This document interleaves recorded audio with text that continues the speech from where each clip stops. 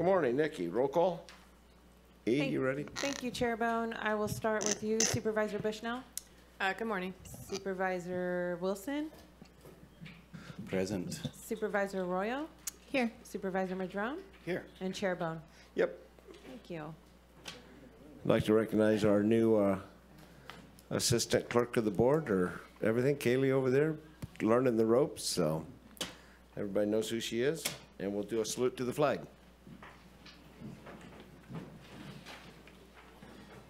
I pledge of allegiance to the flag of the United States of America and to the republic for which it stands, one nation, under God, indivisible, with liberty and justice for all.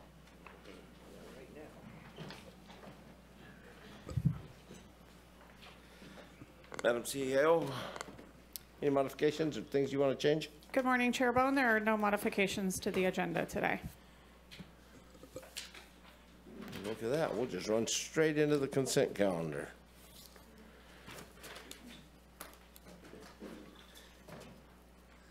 Anybody? I think we have a couple of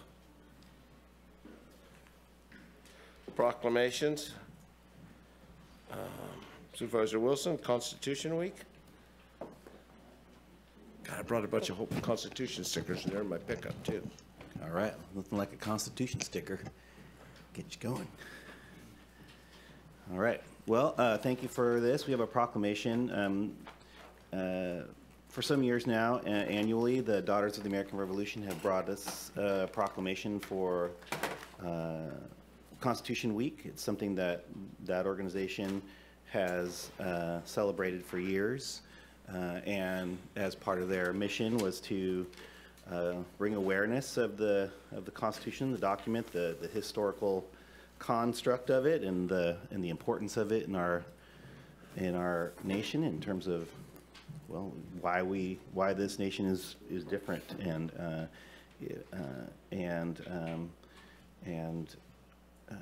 why we have the freedoms we have, and why we have the rights we do.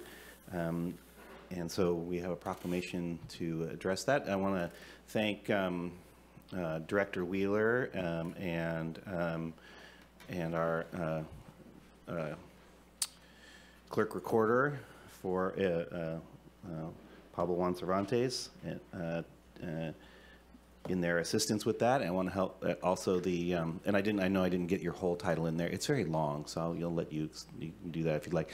And then also the members of the Daughters of Revolution that helped with this, as well as a Professor Arnott from Humboldt State. So I don't have all my notes here in front of me, but I'll just read the proclamation and we'll just kind of go from there and see where it goes. Okay. This is a proclamation of the Board of Supervisors for the County of Humboldt. Whereas September 17th, 2024 marks the 237th anniversary of the framing of the Constitution of the United States of America by the Constitutional Convention. And whereas the United States Constitution signed on September 17th, 1787 stands as a foundation of our nation's government and the embodiment of the principles of liberty, justice, and democracy.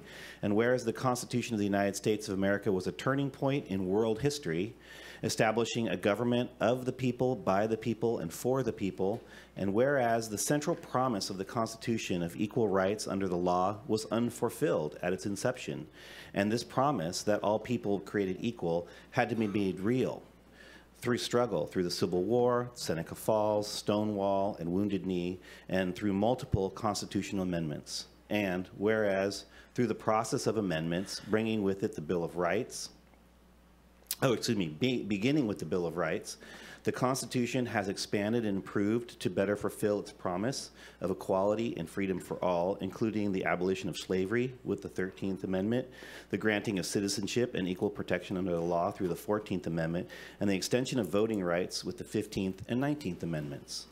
Whereas these amendments and others have been essential in addressing injustices and inequalities that persisted in the original Constitution, reflecting our nation's ongoing commitment to expanding freedoms and enhancing democracy. And whereas the unfinished work of creating a more perfect union requires each generation to continue to defend and amend the Constitution to ensure that the rights and liberties of all people are protected and expanded, and whereas Humboldt County recognizes the importance of education about the Constitution, including its amendments, and fostering greater understanding of their role in shaping and defending our democratic institutions, and whereas Public Law 915 guarantees the issuing of a proclamation each year by the President of the United States of America designating September 17th through 23rd as Constitution Week, and it is fitting and proper to accord official recognition of this important document, whereas the Daughters of the American Revolution and other civic organizations have led efforts to promote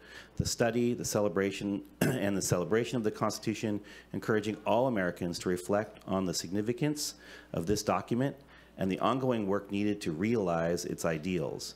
And whereas Humboldt County, with its strong tradition of civil engagement, social justice, proudly joins the nation in honoring the Constitution Week as a time to reflect on our shared history and to commit ourselves to the ongoing work of expanding and protecting the rights enshrined in the Constitution. Now, therefore, Humboldt County does hereby proclaim the week of September 17th through 23rd, 2024 as Constitution Week, and encourages all citizens to reaffirm the ideals inherent within the Constitution by celebrating the freedoms granted to us through this guardian of our liberties, remembering that those who struggle to ensure the principles of the Constitution can be enjoyed by all, and recognizing that lost rights may never be regained. Let us honor the legacy of citizens and non-citizens who fought for the rights we now enjoy, and recognize our responsibility to defend and expand these rights for future generations. And that is the proclamation for Proclamation Week. Thank you. Humboldt County. And I don't know what your process is, but there's a few people here to talk about it. So. They can come up and have it presented, and you can have your Kodak moment, and they can say a couple things, then we'll move on to the next proclamation. Do I take it to Mike? Yep.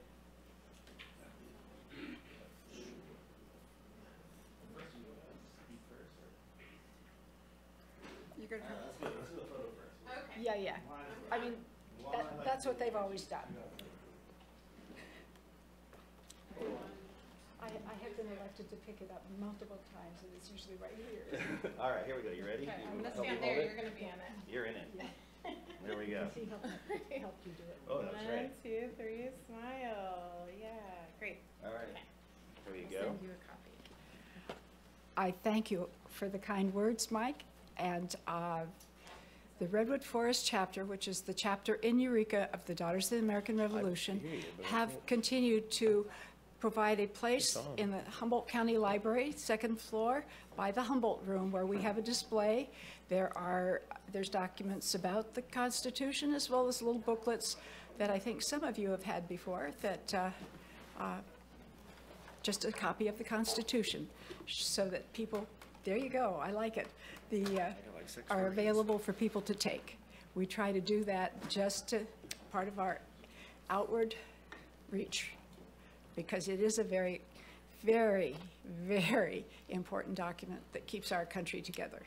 Thank you. Thank you. We'll have public comment on the consent calendar when we're done. Thank you. That was my point of order. I wanted to see what your process was. Thank you.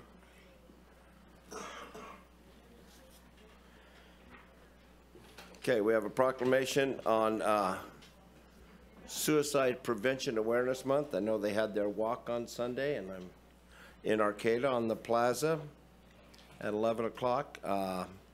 Whereas the week of September 8th through 14th, 2024 is National Suicide Prevention Week, a time in which individuals, organizations, and communities around the country join their voices to share the message that suicide can be prevented. Whereas in Humboldt County, we observe Suicide Prevention Awareness Month during the month of September, whereas it is recognized that people of all ages benefit from common tenets of wellness, such as access to effective health, behavioral health, care, social support, and sense of meaning and purpose. Whereas attitudes and perceptions about identity, such as aging, sexuality, gender expression, along with behavioral health challenges and suicide, have a significant impact on individuals' wellness and the willingness to reach out for support and service that can alleviate distress. Whereas cultivating and maintaining wellness is a lifelong pursuit, and individuals of all ages can benefit from integrating wellness into their daily routine to prevent or reduce the severity of a broad range of health and behavioral health problems. Whereas knowing the signs of suicide, finding the words to talk with someone who may be thinking of suicide, and reaching out to local resources are actions everyone can take to care for themselves and especially others. Whereas all Californians are urged to take action for suicide prevention and promote mental health and wellness, we strive towards 0 suicides. Whereas Humboldt County Suicide Prevention Network is made up of public and private individuals, agencies, and groups working to identify strategies to reduce suicide and suicidal behaviors in the county. And whereas anyone in the U.S. can access 24/7 emotional support by calling or texting 988 and being connected to Suicide and Crisis Lifeline. Now, therefore, it be resolved that the Humboldt County Board of Supervisors hereby recognizes the week of September 8th through 14th, 2024 as Suicide Prevention Week, September 10th as World Suicide Prevention Day, and September 2024 as Suicide Prevention Awareness Month in Humboldt County. And I don't, is there anybody here to read? And I don't see anybody, so we'll get it to DHHS. So with that, I'll bring it back to the consent calendar. Does anybody have any comments? Yes. Thank you, Chair Bohn. I just wanted to congratulate the communities of Orleans and Somes Bar for their updated community wildfire prevention plan.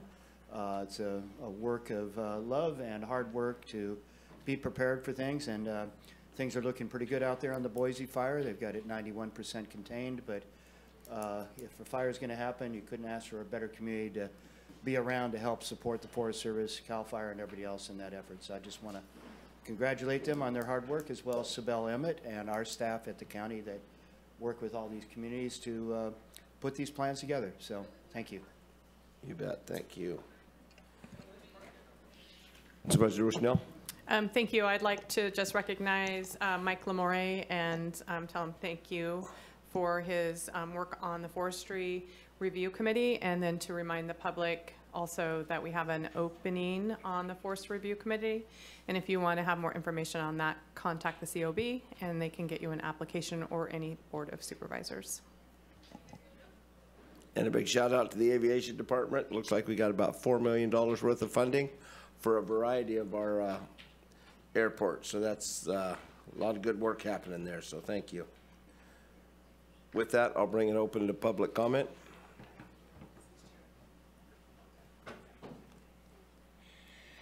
Kent Sawatsky, did notice the money going to the aviation there. That's fantastic. Cody's doing a great job as far as getting the grants we need to keep all our airports going, not just the main one. I did wish to also totally concur with the importance of our Constitution. I feel that faith and trust is something that's earned. And in my opinion, I have great faith and trust in Juan Pablo Cervantes and his very long named department, which he is the head of there. I do have great faith that when Measure O comes before them, that the counties put on there, that they will be correctly tallied, and the voters will have their chance to have their say, and that's the democratic process. Not quite so much faith in the way the money might be spent, but that's a whole nother topic. So anyway, I did wish to make a thing, and freedom of speech, the Constitution, and these things are things that shall not be circumvented. The public shall not be chilled in this forum, and no matter what their opinion is, as long as it's accurate and does not include any threat of violence or try and initiate any kind of thing of that nature. And thank you for my opportunity to speak on your consent items today.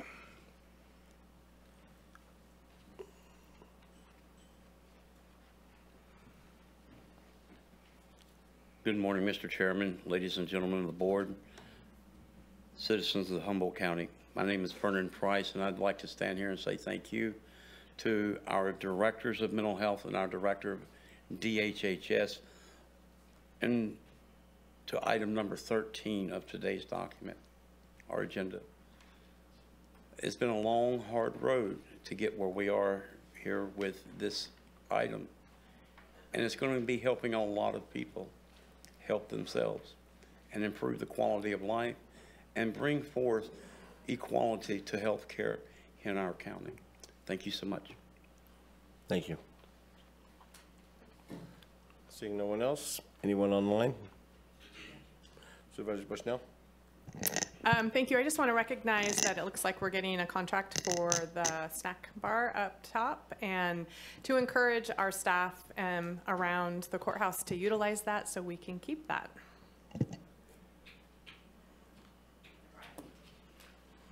All right. Supervisor Wilson?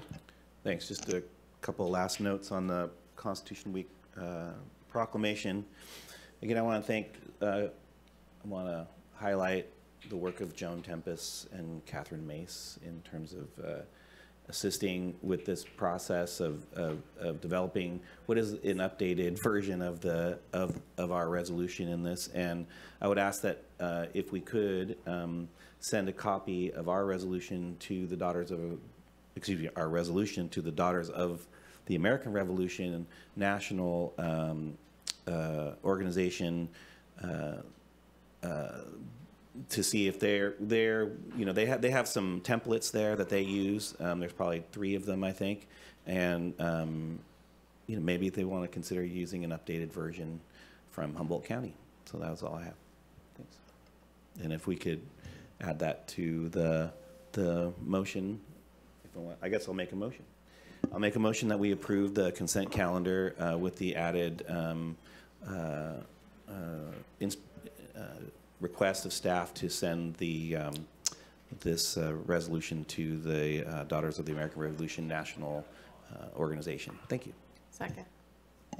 I'll ask the question, are we going to allow them to maybe take out Humboldt? Because I don't know if nationally they want to read this Humboldt does it better than everybody else, so. I'm sure they'll make whatever amendments they need to. Well, I give them the option to subject their county or whatever, wherever it's done, I would think, so. Okay. All right, it's been moved and seconded. Thank you. Supervisor Arroyo? Yes. Supervisor Bushnell? Yes. Chair Bohn? Yes. Supervisor Madrone? Yes. And Supervisor Wilson? Yes. Thank you. Motion carries 5-0. All right, there were no items pulled from consent, so we'll take public comment on non-agenda items.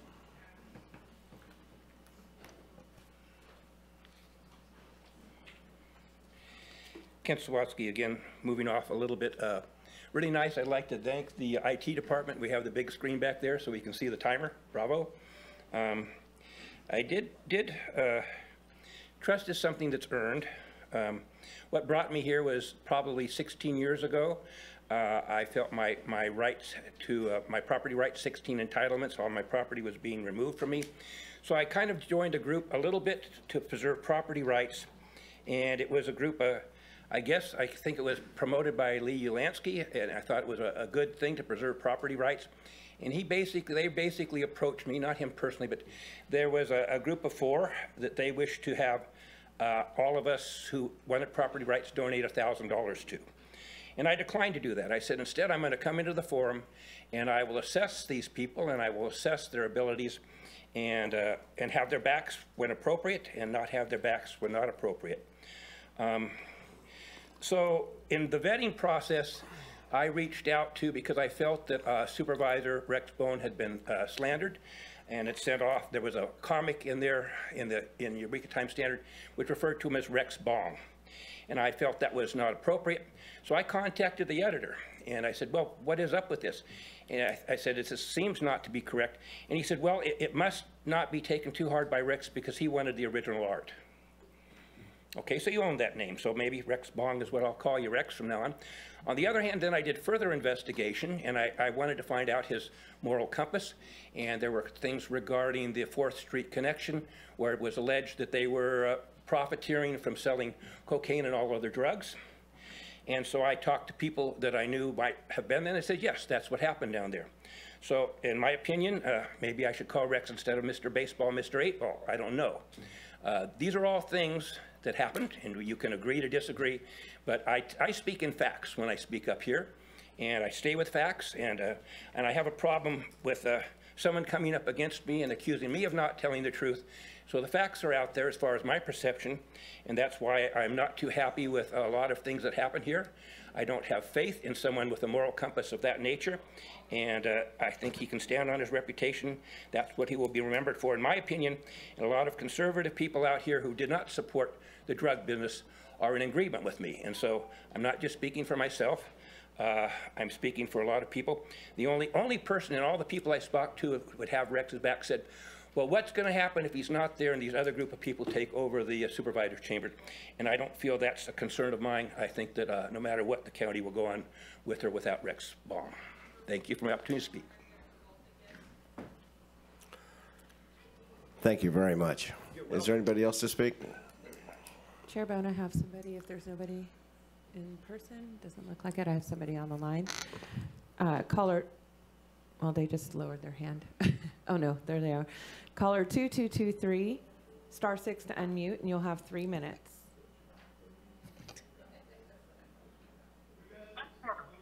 Good morning, can you hear me? We sure can, thank you. Good morning. This is Craig Johnson from Southern Humboldt County, and I just want to put something on the radar for the supervisors and our community, and that is Measure S. That is the square footage tax imposed upon cannabis farms. That is going to be coming up for some discussion here in the near future. And I just want to share a loose quote I got from KMUD News. About 5 weeks ago, they were interviewing the folks that had the Time Standard here down in Garberville and focused on Southern Humboldt News. And that paper went out of business after all these years. And the quote was, legalization destroyed our local economy. It took a little bit of time, but it happened. And here we are as a cannabis farmer now. We continue to show up. We're gonna, you know, I use the quote, we keep swimming upstream. And we're going to need some help this year. Prices are lower than they have been by a lot compared to last year. So we're going to be coming forward and asking for some help again this year. And I just want to leave you with that. And if you have any questions or need some data points, please feel free to reach out. I believe you all know how to get a hold of me one way or the other. Thank you so much for your time this morning. Thank you. Thank you, and Chair Bohn, I have no more callers. No more? No. I'll bring it back and we will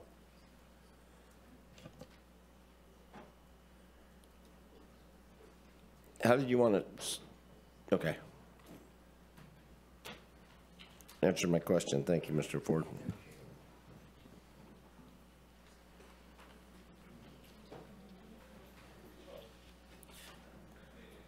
Scott has to read this in. I knew that. Thank you, Chair Bohn. Currently before the board is an ordinance amending Section 311-7 of the Humboldt County Code by rezoning property in the High Prairie area. PLN-2024-18912. Thank you. Mr. Ford? Thank you, Chair Bohn. Good morning. Good morning, Supervisors. John Ford and Ron Yandell to present this request to rezone parcel from agricultural exclusive and U to timberland production zone. And I'm going to turn it over to Mr. Yandell to give a presentation. Share my screen here.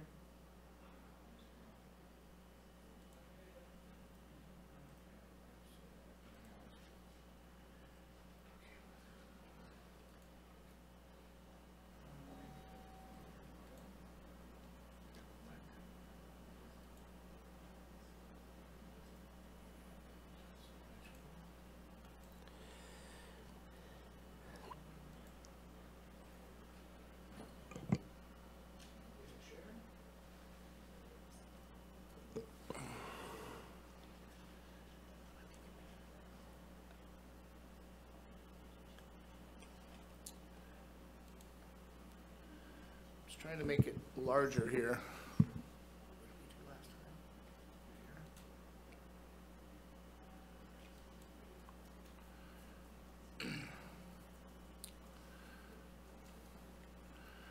Okay, this is the Tomasini Zone Reclassification Project in the High Prairie area.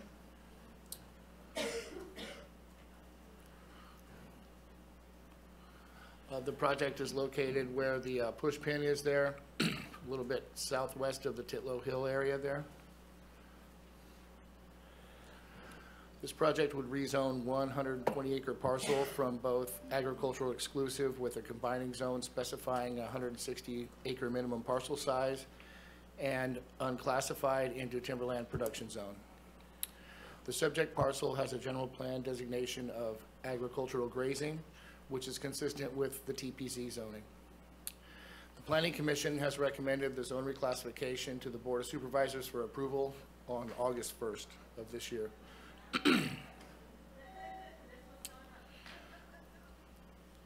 The area in the red square are the two assessor parcel numbers, which are one legal, one parcel, to be rezoned to the timberland production zone.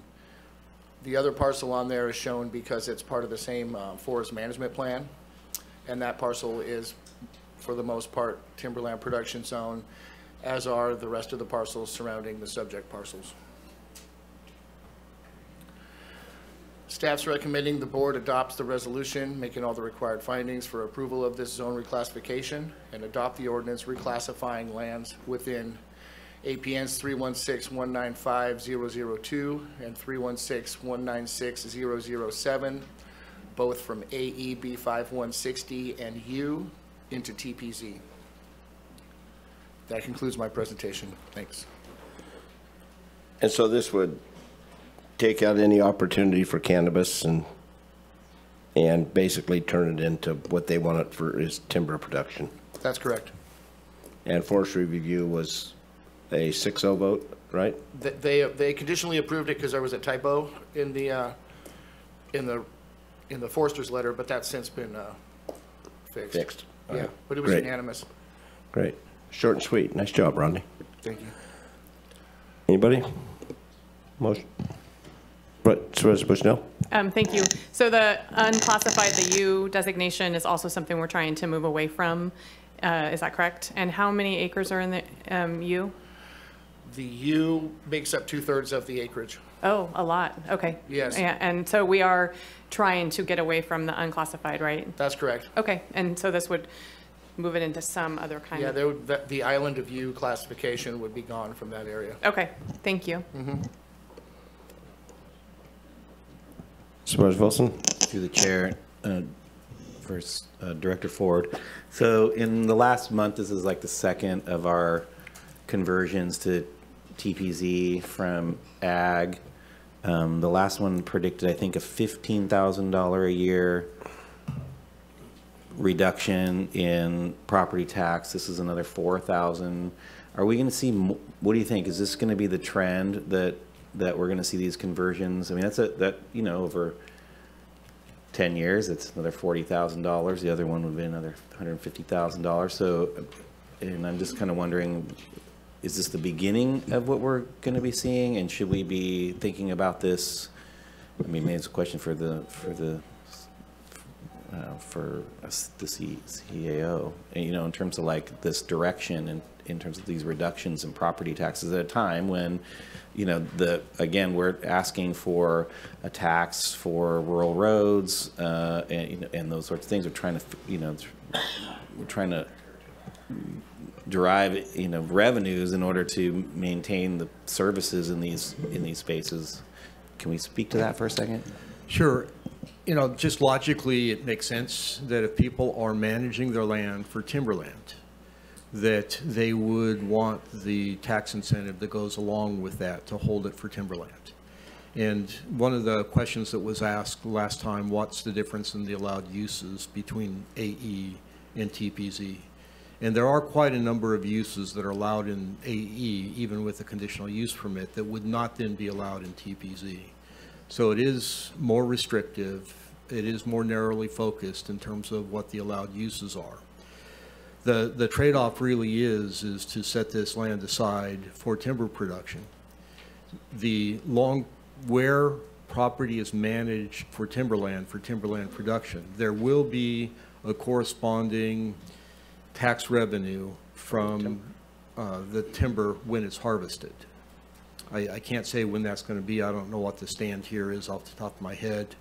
But at some point in the future, there will be income to the county that comes from that. And So, do we have any, I mean, that's a real question. What's the expectation of that tax revenue from 120 acres over the next 20 years? Do we have any indication of what that might be, or an average of what we see for that? I would be guessing. I need to do some research on that. And then in those two revenue sources, is there, in terms of like direct benefit to the county as opposed to like state diversion or other districts diversions, is that something that's different in when we're bringing in those revenues? So when you mean state diversion, you mean that the state would extract some of that money? From as opposed to from property tax, now you're converting it to a different kind of tax, right? And so what's that? It may produce more or less tax, but that may be different in terms of what this institution, what this organization derives. I would feel more comfortable doing some research and bringing back some real numbers than trying to have a conversation about that. I appreciate that. I just want to, if this is a trend, we need to start planning for it. Is what I'm trying to get at, and maybe we could get a little bit of analysis in terms of. I understand really completely that this is a reduction in entitlements for that property, and thus lowers the value of its potential for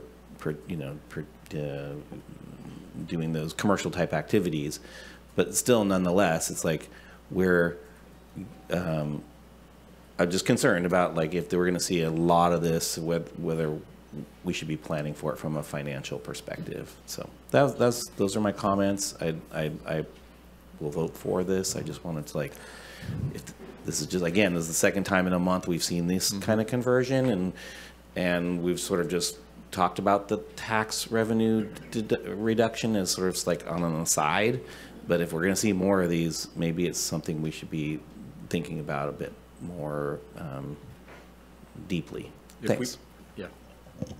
Supervisor Bushnell. Thank you.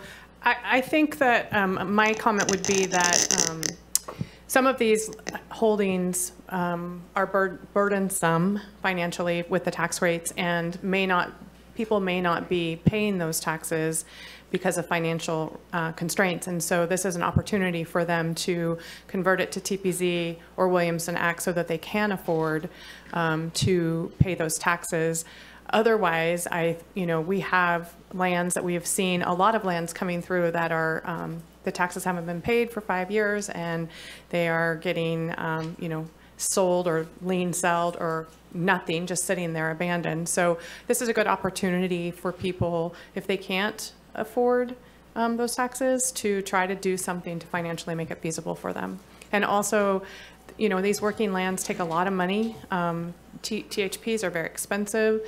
To answer your question about the rebates, it's whatever amount of timber was on that land. Say there's 12 million feet, it's 1%, the taxation that you receive back. It's 1% of value. So it would be retail value that you get, that is that timber tax. And I support this, and I support people being able to try to rezone to financially be able to pay their taxes. When talking to the last one we had and this one moving forward, part of the issue is it's hard being AE when there's no land to farm, because fur creep is taking over all the pastures, over all the lands, and the property is basically turned in to all TPZ because it's all timber. So there's an advantage there, and then again, it's trying to figure out how much taxes we're going to lose is a hard basis, because this year a lot of people aren't trying to sell many logs because the price of logs are down. Next year, if it goes up, it will change drastically. So, as these things move on, we'll get the taxes.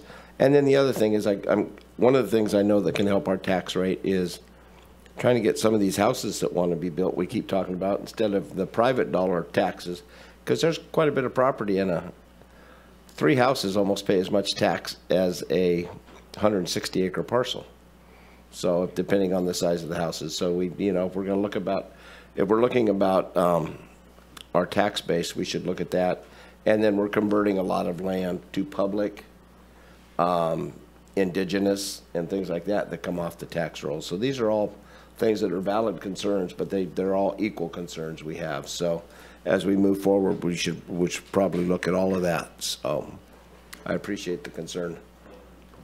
Through the chair, if the timber tax is 1%, and we're talking $4,000 a year over a 10-year period, it would require $4 million of revenue to tax on a 120-acre piece of parcel. So I'm going to say they're probably not equivalent. I don't think that's an expectation that it's going to be equivalent. That being said, I get what we're talking about, and Supervisor Bohn is correct, where this is not the only place where we're seeing conversions out of and reductions in property taxes in areas that are becoming more, and our public works director would be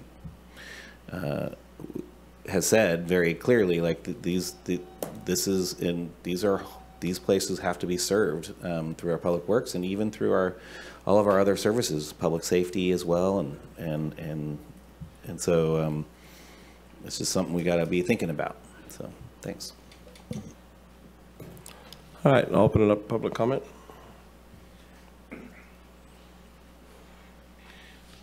These kind of projects I refer to as doing Mother Nature's work, her request, converting back to what the land was before we probably cut the trees down and turned it into pasture land. Sometimes you just can't put a financial value on preserving the environment. I guess you can monetize anything. I can't justify that. So I hope this is a trend that continues. The more the merrier, the more the better. And I think you're going to find that if math's done in a very even conservative manner, that you're going to find that we're going to more than break even financially, let alone karma-wise as far as doing the right thing for the environment. It's just, I can't see any really reason not to encourage this. There's always a question regarding zoning and general plan designation, and I know a lot of people think the two are the same. So my understanding here is, if I'm understanding this, it's currently general plan designated as agriculture. It says zoned up there, but maybe I'm incorrect, and it's unclassified. And I always support taking these. 7 years ago, all these U's should have gone away instantly when we did the general plan. Those should have all been fixed. So even if we're only fixing them one at a time, to put them to what they actually should be, and this is what this should be. So I strongly support that. And if you ever want to commune with Mother Nature, I'm sure she says, we are doing the carbon sequestration for the whole rest of California up here. Maybe they should be paying us extra money for every time we have this, because they're surviving because of us having all our forest lands here where we continue to survive. Thank you for my opportunity to speak. Thank you. Anybody online, Nikki? No, Chair Bohn. Supervisor Bushnell? I'll make a motion for staff recommendations. Second. It's been moved and seconded. Seeing no other. Nikki? Thank you. We'll start with you, Supervisor Arroyo. Yes. Chair Bohn. Yep. Supervisor Wilson. Yes. Supervisor Bushnell. Yes. And Supervisor Madrone. Yes. Whoops, thank you. Motion carries 5-0. Thank you. I'm gonna jump around a little bit here, it looks like. How long do you think climate action is probably going to take? Longer than 45 minutes? Okay, then we'll go to the CAO. We'll do the grand jury responses. Thank you, Chair Bohn. Kati is probably listening in from the back I'm running out of options, office sorry. and running in here feverishly, I suspect. So, no, I'm sure she is listening. So I will shamelessly stall. Today before your board is the fiscal year 23-24 grand jury. See, look, she's not even sweating either. The grand jury reports for 3 different reports, and I believe this is the final of the grand jury reports. And Katy Gallardo, your public information specialist, is here to present to you today. Hi, good morning, Chair Bohn and members of the board. As was just said, my name is Katy Gallardo, and I'm the Public Information Specialist in the County Administrative Office. Before briefly summarizing staff recommendations, I want to thank the members of the grand jury for their hard work that went into all of their reports this past season, which is the 23-24 reports. The proposed responses before you today include responses for the reports titled Humboldt County Hiring, Status, Process, and the Future, Humboldt County Behavioral Health, Substance Use and the Streets, What Works, Humboldt County Child Welfare Services, Office of the Ombudsperson. Today, your board may receive the proposed responses and approve them or modify them as you deem appropriate. The first report, titled Humboldt County Hiring, Status, Process, and the Future, focuses on the county's hiring procedures. For this report, the grand jury investigated the hiring practices of 3 county departments, including the Humboldt County Sheriff's Office, the Departments of Health and Human Services and Public Works. And the grand jury explored ways to streamline the hiring process here at the county. Staff propose that your board agrees with the majority of this report's findings.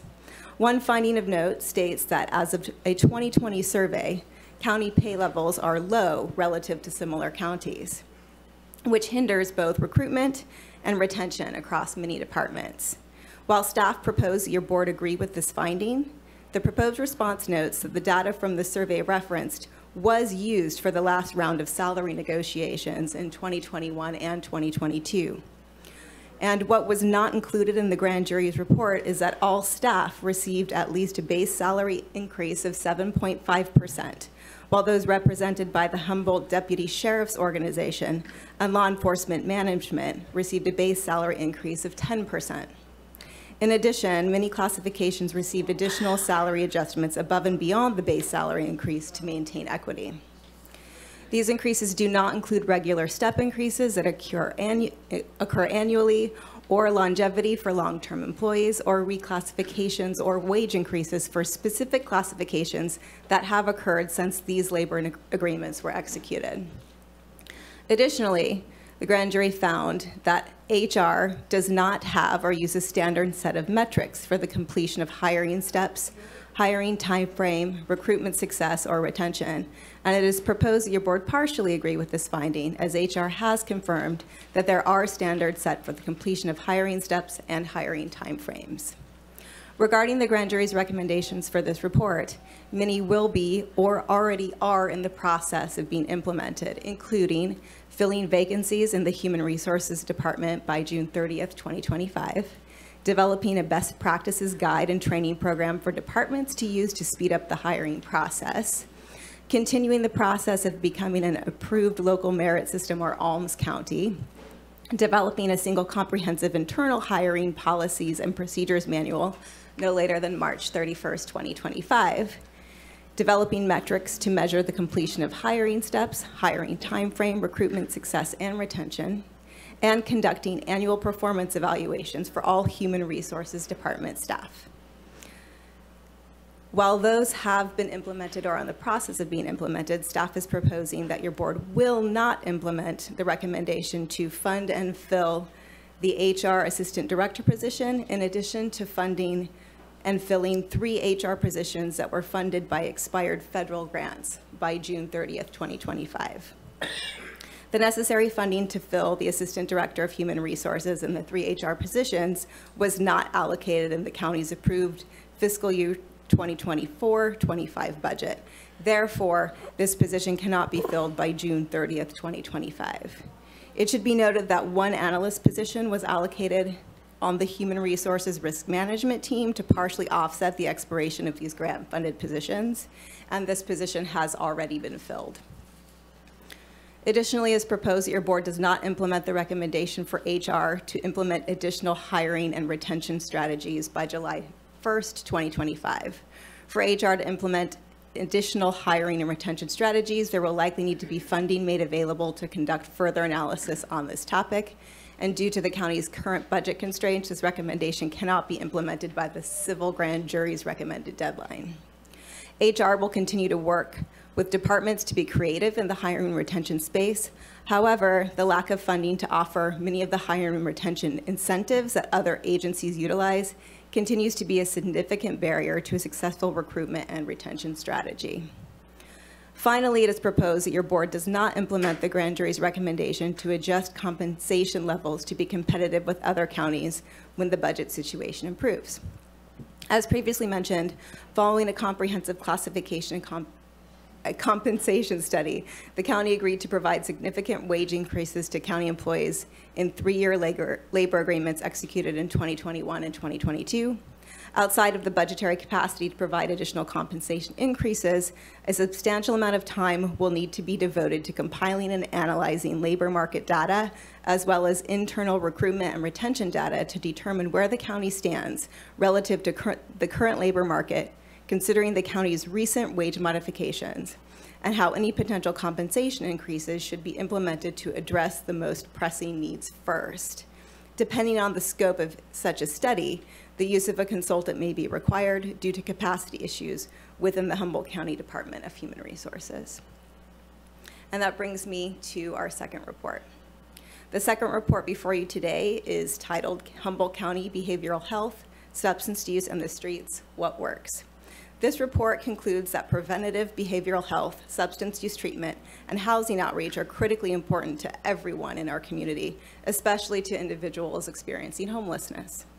It also concludes that individuals experiencing homelessness need help, and that funding for the county's Mobile Intervention and Services Team, also known as MIST, which provides field-based proactive case management, peer support, and clinical care before, during, and after a mental health crisis, has been inconsistent.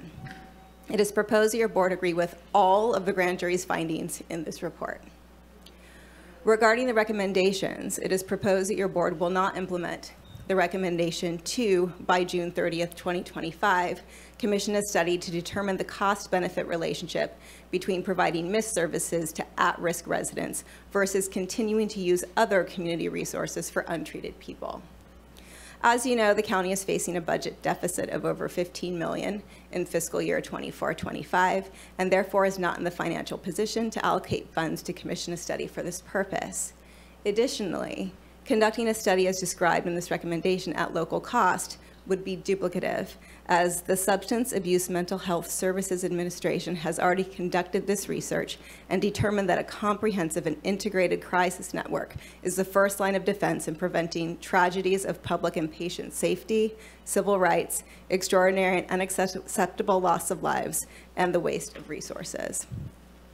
Additionally, it is recommended that your board does not implement the following recommendations to provide permanent funding for MIST to cover services that cannot be reimbursed by Medi-Cal no later than July 1st, 2025, and provide sufficient funds to continue the MIST program unless other funding for the program is secured prior to the 2026-2027 fiscal year, to be completed no later than April 1st, 2026.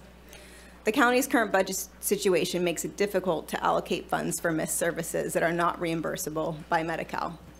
Additionally, the county anticipates challenging budget years to come with an ongoing budget deficit and no anticipated substantial increases in discretionary revenue sources. Therefore, the county is not in the financial position to commit to funding MIST by the civil grand jury's deadline of April 1st, 2026. The county recognizes the unique value MIST brings to the community and remains committed to its continuation and support. The county has previously supported the MIST program through Measure Z funds. However, due to limited resources in Measure Z, the program was not funded for fiscal year 24-25 with this particular funding source. Humboldt County's Department of Health and Human Services will continue to explore additional funding options to sustain these vital services that are provided by MIST.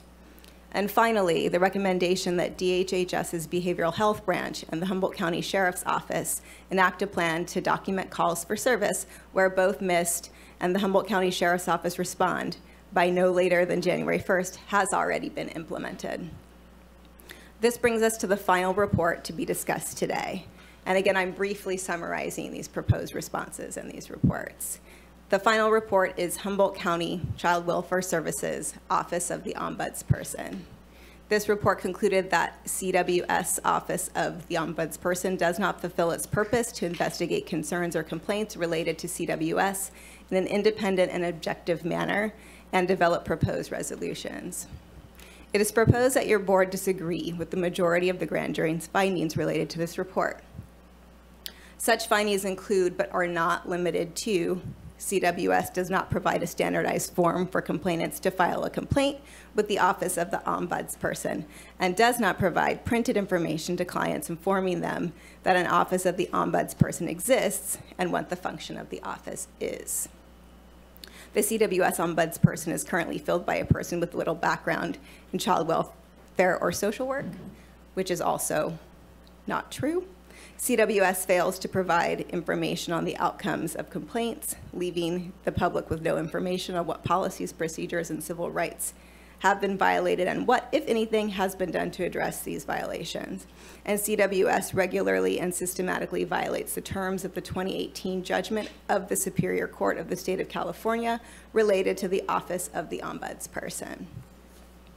As the grand jury has noted, the CWS Office of the Ombudsperson was created in response to the 2018 stipulated judgment that CWS create a complaint procedure that can be easily understood by and publicized to the community. The stipulated judgment did not require the creation of the Office of the Ombudsperson specifically. Further, there is no mandate nor funding for CWS agencies to operate an Office of the Ombudsperson.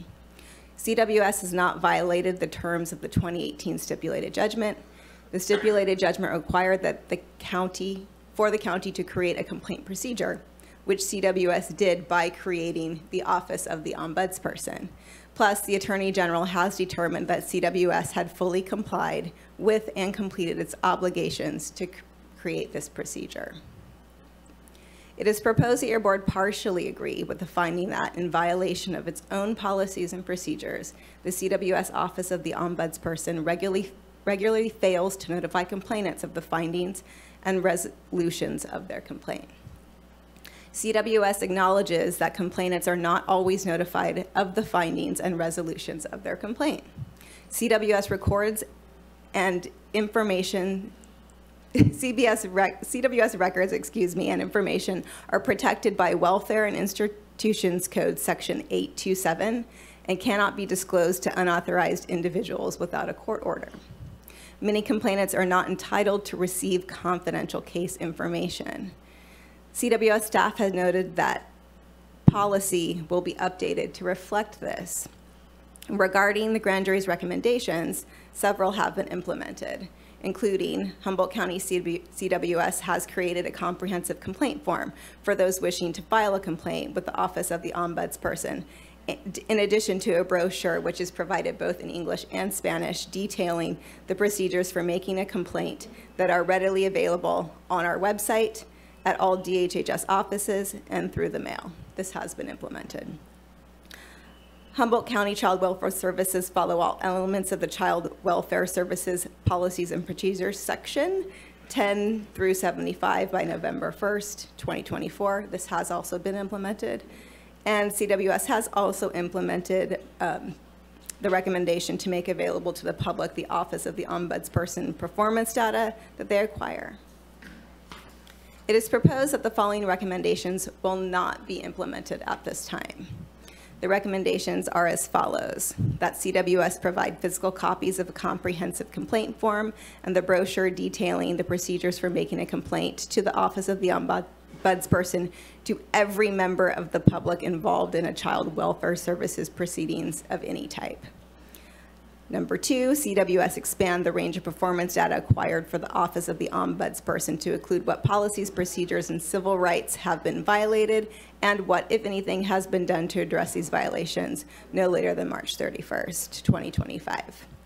Number 3, CWS conduct a review of the terms of the 2018 judgments of the Superior Court of the State of California and all succeeding agreements related to the Office of the Ombudsperson, compare those terms to current procedures, and prepare a report on the findings of that review no later than March 31st, 2025. Number 4, CWS create a correction for all areas of noncompliance with the 2018 judgment of the Superior Court of the State of California and all succeeding agreements related to the Office of the Ombudsperson to be completed no later than June 30th, 2025. And CWS implement a plan of correction for all areas of noncompliance with the 2018 judgment of the Superior Court of the State of California and succeeding agreements related to the Office of the Ombudsperson to be completed no later than December 31st, 2025. And finally, that your board remove the Office of the Ombudsperson from the CWS organizational structure and reallocate it to report to the Humboldt County Administrative Office by July 1st, 2025. It should be noted that the Attorney General stipulated that Humboldt County CWS has fully complied with and completed most of its obligations under the agreement, and with those remaining obligations to be monitored by a third-party compliance monitor. That monitor is the California Center for Rural Policy at Cal Poly Humboldt, and they found that CWS has completed all outstanding actions under the areas of the stipulated supplemental judgment at the close of their monitoring period. Furthermore, CWS has gone far beyond the mere terms of the judgment and has used the opportunity of the judgment to build infrastructure that deepens the department's responsiveness to issues arising in its caseload, strengthens collaboration with external vested parties, and increases accountability to its mandate and to the community. Not only have many tools and processes been customized to better fit the specific needs identified in the judgment, but several entirely new tools have been developed for these purposes. A review of compliance with the judgment now would be costly, duplicative, and unnecessary. However, Humboldt County CWS acknowledges the opportunity to improve its complaint resolution practice, and as referenced in the grand jury's report, has executed a contract with the California Center for Rural Policy to evaluate the efficiency and effectiveness of the Office of the Ombudsperson. CWS intends to continue with this assessment and will provide final recommendations to your board for your review and decision. This work is already under contract and will be completed within approximately 6 months. The contracted scope of work includes evaluating the Ombudsperson program for efficiency and effectiveness, including without limitation, discussing the intent and purpose of the Ombudsperson program with DHHS Child Welfare Services staff and other key parties. They will also be reviewing all existing data and reports collected by the Ombudsperson program in order to categorize the types of complaints received to date and, if possible, determine the percentage of complaints that are related to system-level issues versus care-level issues. They will also be comparing the desired intent and purpose of the Ombudsperson program with the types of complaints received to assess effectiveness. Additionally, they will be reviewing other Ombudsperson programs in California and compiling summary information to inform a review of alternative models or mechanisms that public agencies use to provide a clear path for complaint resolution to community members. They will also be providing recommendations on mechanisms to effectively and efficiently respond to complaints received by Humboldt County CWS's Office of the Ombudsperson.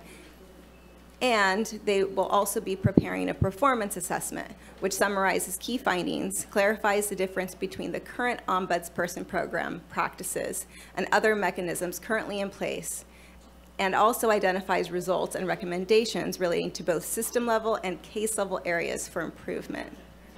Based on the completed assessment provided by the California Center for Rural Policy, your board may choose to implement some of these recommendations later in the future.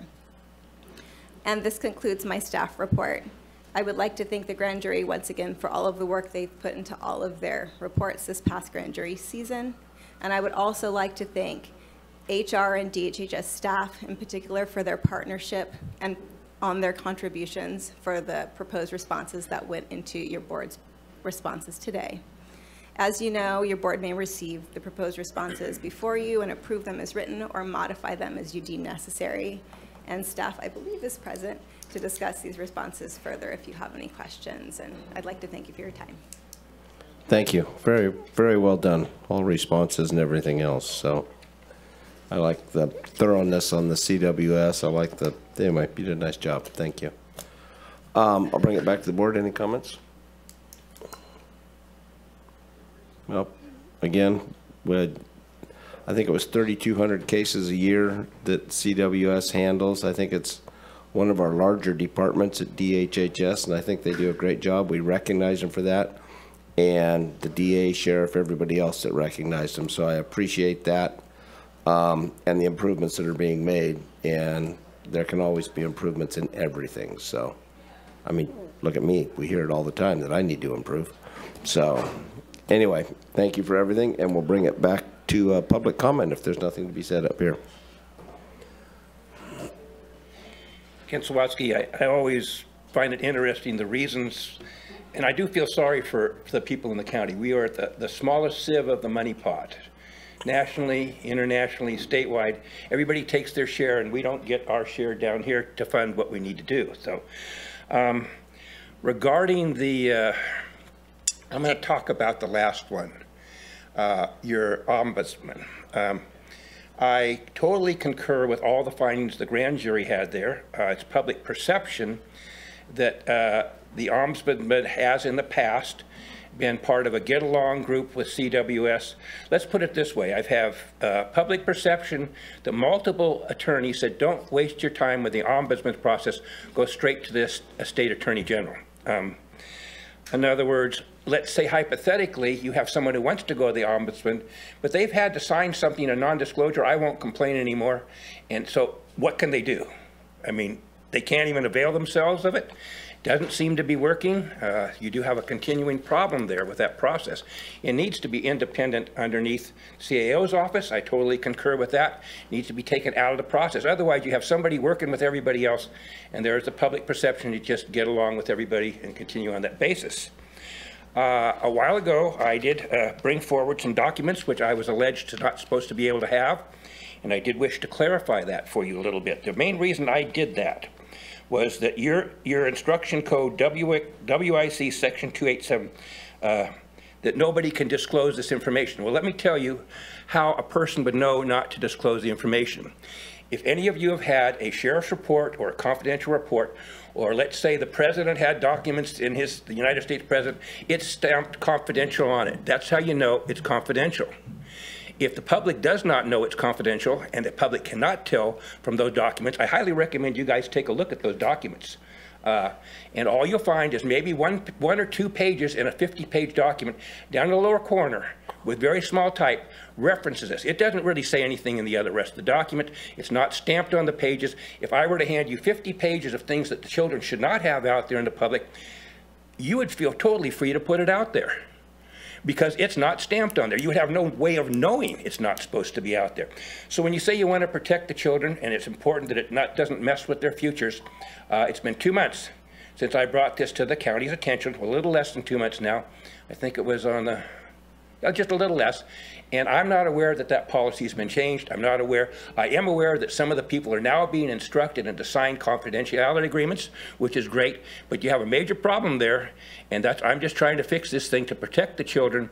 Sometimes you have to make a point in a certain way to get it across when you try repeatedly to bring this to people's attention, but they don't seem to be willing to fix a broken thing. Thank you for the opportunity to speak. Yeah, thank you. Chair Bohn, I do have a caller online. Good, thank you. Caller 1050, I'm sorry, caller 0150, *6 to unmute, and you'll have 3 minutes.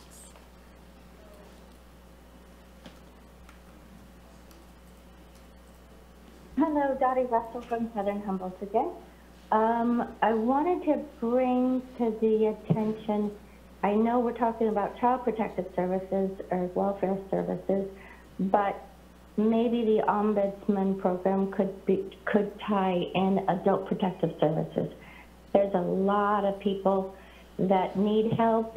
There's been calls, several calls to get some help for adults as well, and it's not going well. It's sometimes more than 2 months out, and in that period of time, a lot of bad things can happen. As far as the child protective services or child welfare services, I think it needs to be reevaluated how these complaints are handled, and if they're handled in a way that the families are, with the intent that the families stay together and find out what's going on. There's oftentimes some disputes between a husband and a wife, and whether or not a victim witness has been involved as well. But I've seen children taken away from a parent that was trying to do a good job taking care of their children, and because the other parent had more money, they were actually removed from the caregiver that was doing a far better job. As a professional teacher myself, I can evaluate some of the behavior that has happened, and it's really just a shocking, terrible situation. I've known of suicides and people whose children have been taken away and they've died. The parents have died who lost their child. So let's do a better job seeing what we can do to keep families together and to rectify problems, not just creating further problems for the parents and the children in the future. Thank you. Thank you. There are no other callers online, Chair. I'll bring it back to the board. Crickets? Nothing? I just want to thank the CAO's office for the breakdown, and also for the grand jury and the staff that helped with the response. And then I would also make a motion. I don't know if this board wants to modify anything. I think it's sufficient personally, so I'd make a motion to approve the documents as modified, and the response that will be staff's recommendation 2 through 4. I'll second, and just comment that the MISS team has been incredibly valuable, and I agree with our response, and I understand what the constraints are, and on all of these topics, I think we've taken a measured and appropriate response, and there's always a lot we need to do to serve a really complicated and difficult and hard to serve community in many ways. So I think this captures the idea of continuous improvement while also recognizing what our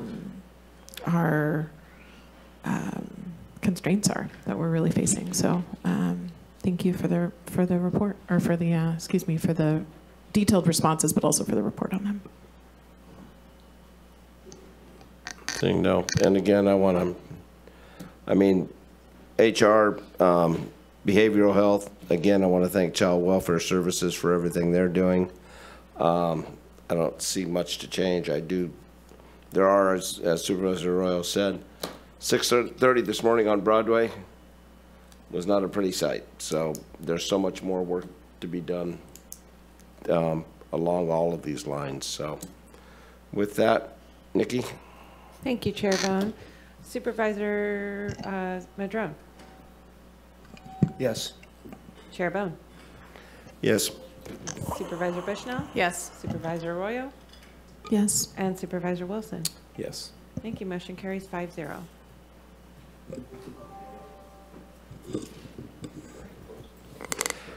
It looks like we are in break zone. Yeah, we have a time set for 10:30, so I would propose. Fully aware. Can we, can't get the attorney on earlier for anything else, so. Everything except for the cap is time set. All right, then we will go to take a break till 10:30. See you at 10:30. Thank you, everyone.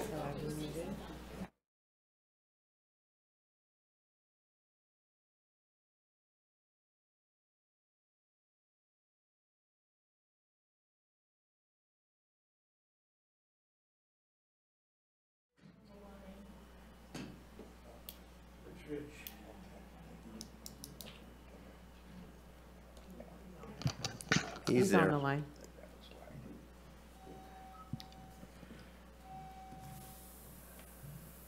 So we're ready? Yes, we are. Good morning, Chair Bohn and members of the board. I'm here this morning to present the auditor presenting the fiscal year 21-22 audit reports. So we're still behind, but we are hoping this time next year to be caught up. And basically, Rich Gonzalez will present the reports and the findings. Okay, turn it over to Rich. All right, good morning, members of the board, Cheryl, management. My name is Rich Gonzalez, and I'm a principal with CLA. I was the engagement principal on this engagement. Thanks for having me here today to present the audit reports for the County of Humboldt for 2022. As Cheryl mentioned, we are working on 23 now as we speak. I just spoke with the team. There will be a new principal taking over the 23 and going forward, because I've been on Humboldt's engagement for 6 years, so we're required to rotate. So the plan is to, like Cheryl said, get caught up next year. So then going forward, you won't have any late reports. So with that said, I would like to begin presenting the 2022 reports. Okay, next slide, please. Okay, so the agenda. So in this presentation, we're going to briefly discuss the purpose of the audit, briefly go over the audit approach, provide the summary of audit results by engagement. Also going to discuss the required audit communications to governance, you, the board, and then finally going to briefly discuss any recent GASB pronouncements that will impact the county this year and next. Okay, next slide, please. So the purpose of our audit is to provide reasonable assurance, not absolute, whether your county's financial statements are free from material misstatement, whether due to fraud or error. We are also issuing a report on internal controls and compliance as required under our standards, the government auditing standards, also referred to as the Yellow Book. Okay, next slide, please. So this slide here is basically a recap of our approach for the audit from beginning to end.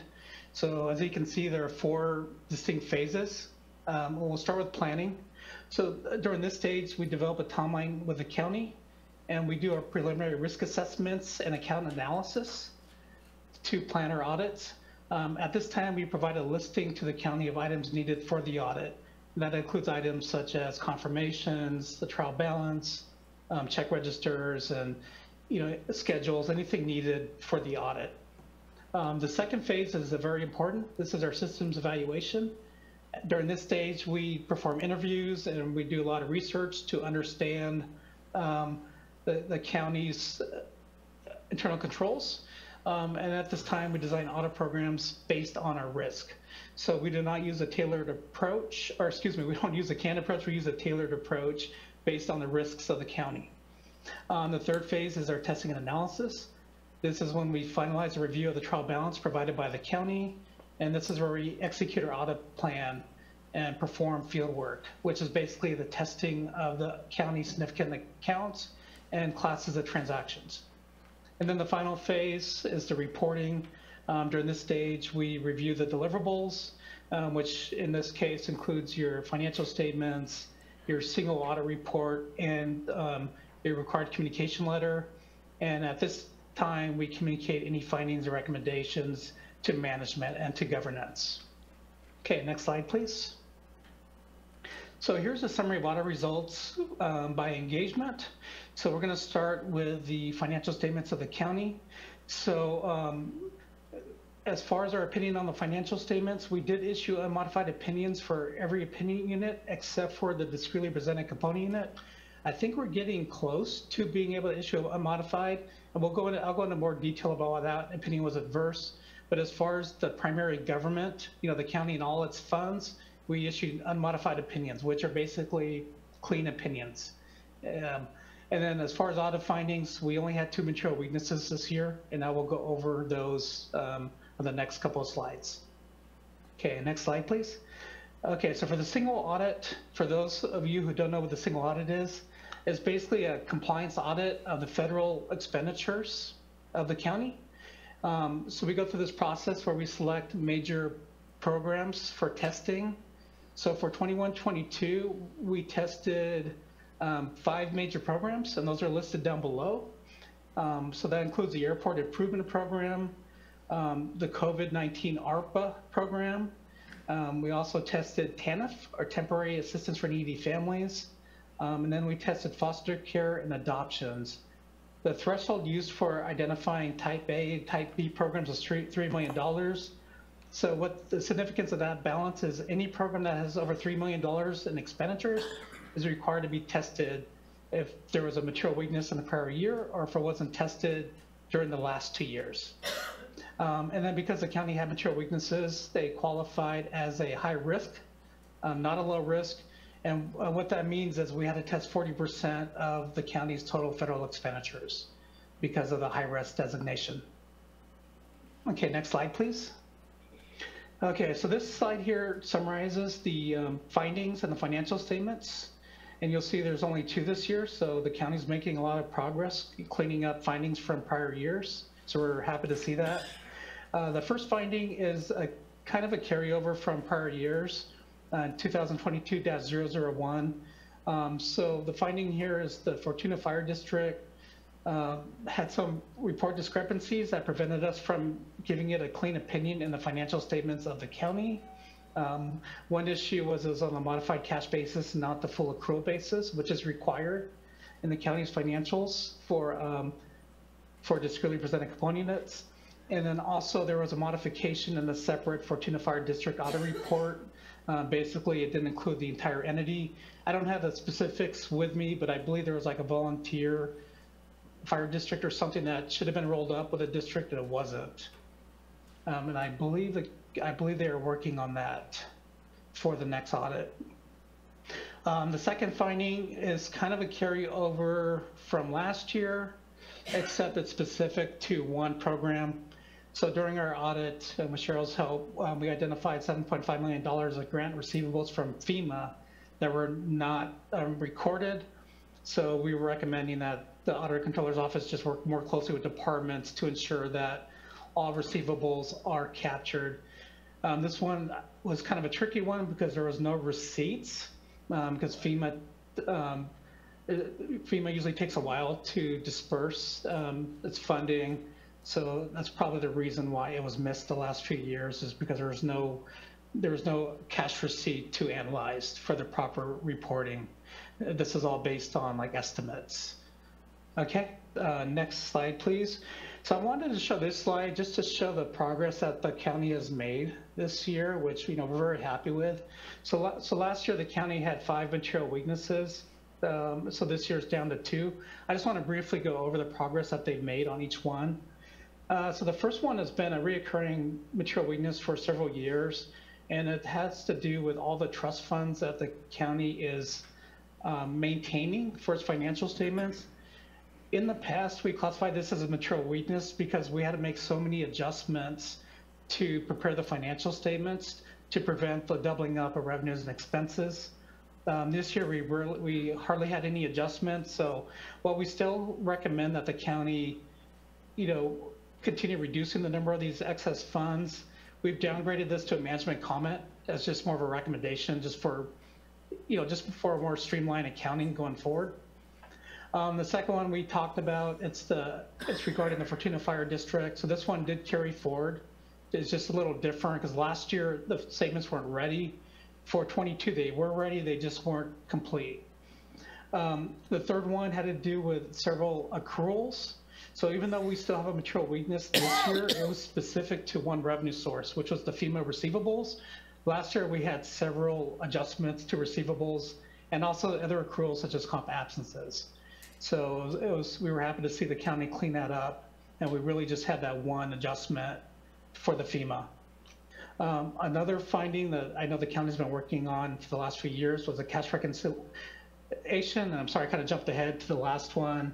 So there were some outstanding checks that were material that were voided, but they weren't removed from the listing. So for our audit for 22, we did note that they were cleaned up. So we did not have any findings. And then going back to the previous finding with interfunds, again, this has been a big challenge because of all the funds. There's so much movement of funds between trust funds and operating funds. So this year we thought the county did a really good job reconciling those transfers and identifying them in their GL. So we removed that finding because we felt that the county did all the work and we did not have any adjustments other than some eliminations for the financial statements.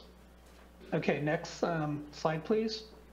Okay, so this next section is the required audit communications to the board or governance. So these are matters that are required to be communicated. We also did provide a letter listing these items. These two slides are really just a recap of that letter. So as far as accounting policies, there were no new significant accounting policies except for GASB 87 leases, which was a big one. Happy to report we had no findings at all. It was really clean, easy to follow, and the county was able to implement without any issues, at least on our end. Though I know it's a lot of work on the county's end. Accounting estimates, there's a claims liability, which is based on third-party actuarial reports. And then there's the net pension and OPEB liabilities, which are also based on third-party actuarial reports. As far as corrective misstatements, there were significant adjustments that are summarized in the governance letter. The biggest one being the FEMA receivable that we discussed as part of the finding. We did not have any disagreements with management, and we did not have any consultations with other accounts. Next slide, please. We did not identify any fraud or illegal acts. We did not note any significant difficulties encountered during the audit. But things did take a little longer, but again, we felt like the county was just cleaning things up because when we did get the information, it was pretty clean and we did not have any adjustments. So again, we were really happy to see the progress. Our report includes required supplementary information, and that would include the MD&A, otherwise known as a management discussion analysis. There's budgetary schedules, and finally, there's some pension and OPEB information in the back. So our responsibility for the RSI is just to, review that information at a high level. We did not perform audit procedures on those. The county's report also included supplementary information where we do perform limited procedures. And this includes the schedule of expenditures and federal awards, which is part of your single audit report. And this also includes the combining non-major fund financial statements and budgets, which roll up into your financial statements in your county's audit report. And then finally, there was a little bit of other supplementary information, and I believe now it's just the list of officials, which we don't give any opinion at all on those. And then finally, at the end of the audit, we require the management to give us a representation letter before we issue the report, and they did provide us a signed copy before we issue our audit report. Okay, one more slide. So this slide here is summarizing the significant GASB pronouncements. So for 22, the county had to implement leases. So for 22-23, I'm sure the county is working hard on implementing GASB 96, which are SBITAs, or subscription-based IT agreements. And these are very similar to leases as far as how they're reported on the financial statements and disclosed in the notes. Okay, and that should do it. So does anybody have any questions regarding the 2022 audit? Supervisor Arroyo. I apologize. I'm not familiar with the GASB requirements around leases and that new requirement. Could you share a little bit more about that? So basically, it's a requirement to report all of the leases, and they all had to be analyzed. And we had, I want to say, Rich, do you remember? It was like I want to say 900, but I don't think it was that many. It was a lot. You guys had a lot of leases. We had the highest per capita leases for copiers of any county they'd ever seen. Oh, it's equipment leases, not facilities leases. Both. Okay. Okay. And is that to determine and if water everything. Everything. Everything we lease. So is it to determine if we're paying fair market value or what? It's to report that liability that you have. I see. Basically, we've signed all these leases, meaning that we have a financial commitment to pay them, and to not recognize that liability as an ongoing. I see. Thank you. Helpful. Supervisor Madrone. Cheryl, you and your team have done an amazing job over this last couple of years. Thank you. Dedicated work. Really nice to see the progress being made with our auditor and, you know, the decrease in the number of conditions and things like that. So I just want to thank you for all that hard work. It has not been easy. You took on quite a challenge. Thank you. And I will thank the departments for their support and willingness to go along with the changes we've been making. Absolutely. Yeah, you couldn't do it without those departments. So thank you for mentioning that as well.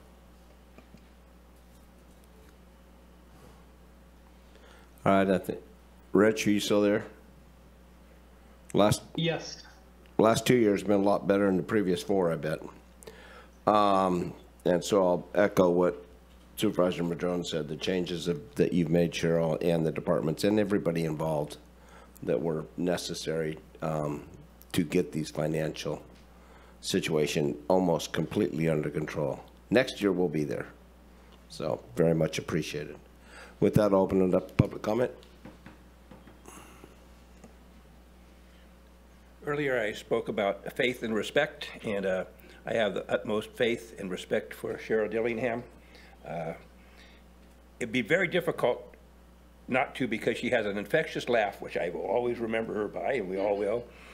Doing a wonderful job there. As you can see, I have a bunch of hard copies still in my office there of all the audits that I was going through at one time. It's really good to see the comments going all in the positive direction. Like you say, hopefully by next year everything will be caught up, and hopefully Cheryl will still hang in here maybe forever. I don't know, Cheryl, what can you do? So anyway, she's one of the best, one of the best tools I think the county's had, and we're just very lucky to have her. So thank you, Cheryl. Thank you. Seeing no one else, I'll bring it back. Supervisor Wilson? Yeah, just a quick question through the chair. It has to do with sort of this aggregation of our information around the asset leases that we have. And so we've done it now for, say, you're saying for equipment, and then our vehicle leases are in there, other equipments. Is this all aggregated under one structure so we, you know, in terms of an asset management portfolio for the county? I mean, these have liabilities, and I'm just wondering about that. So we purchased a new software system to manage the leases. Okay. That has them all entered into it and has all the information, and it includes equipment. We don't lease very many vehicles, only the large heavy equipment vehicles. Mm-hmm. I think the sheriff has 2 possibly grant-funded truck leases, and then all of the leases for the buildings and every site that we have. Everyone had to be analyzed. Mm-hmm. So there were a lot analyzed, and not all of them rose to the level that they were actually included in the financial statements. But they are all now in a database that we have. Great. I really appreciate that. Something I've been asking about for a long time. So do we also include some of the insurance policies in that as well? No. Okay. No. I don't know if we could, but we did not because it wasn't part of this analysis. I did think that risk management already had all that information regarding all of our facilities and insurance as part And that of their software analysis. doesn't integrate those, or? I don't think so. I don't think it integrates with anything. It's a standalone system. Okay, great. Appreciate the detail. Supervisor Madrone? Thank you, Chair. Probably should not go without saying that your new facilities over there are wonderful. And I want to thank you and your team and the facilities team, the ADA team under Karen Clower and everybody for their incredible work making that new office space and more functional, more conducive to, good morale and all that stuff. So I just want to thank everybody involved in that process. And Alicia would know all the specifics to that, but I know it was quite a team effort between your department and Travis and all the team of people that put in hard work to make that such a nice new space. No windows still, but that was kind of impossible, right? So, but everything else, incredible.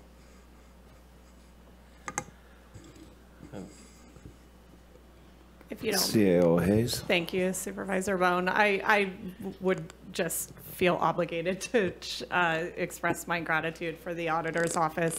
If you don't speak auditor, you probably don't understand the magnitude of the work and accomplishments demonstrated in this audit. It's veering on miraculous, and the staff and Cheryl really have done an incredible job, and this puts the county and your board in a good position to fund our facility master plan in the future, and puts us in a much more reputable position with our peer agencies, and very, very grateful for all of the work that they have done in this audit, and without a doubt, it'll be even better next year. And it was Supervisor Madrone. Thanks. I appreciate you bringing up the facilities plan. And, having good audits allows us to do bonding and all those things. I think that's what you're referring to by having a good credit rating. And, as the public, they're wondering, what are we going to do about this budget deficit, right? Well, we know as a board that some of the things we can do have to do with reducing our amount of leases, as was brought up by Supervisor Arroyo right in the beginning here. We have a tremendous amount of leases where money's just going out. And so by having these improved audits, increased ratings, allows us to really start diving into our facilities master plan.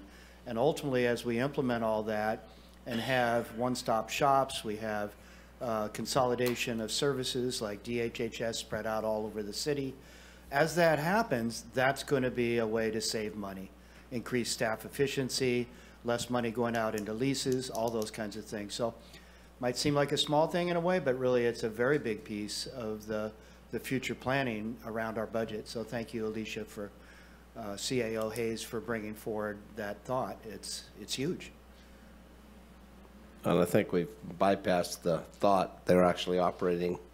We've made some recent purchases and they're moving forward. So we are, what do they call it? Shovel ready. And we can do these things that, around the courthouse that are so important. Supervisor Wilson. Yeah, I'm happy to make the motion to receive and file the audit reports prepared by Clifton Larson Allen regarding the financial statements of the County of Humboldt and single audit for fiscal year ending June 30th, 2020, and receive and file corrective action plan on behalf of the county as a response to findings identified in the single audit report for the fiscal year ended June 30th, 2022. I'll second. Chair, may I? Please. I just want to thank the auditor's office and staff as well. I often call and need help with constituents, and you are very responsive, as well as your staff. I appreciate the updates that we get on how the audits are going and all the work you've done since you've been elected with your staff. And I'd like to echo and associate myself with all of the compliments made for all of the staff and everybody that's worked on these very important reports. I just have to say, I never hear auditor anymore, so it's so nice.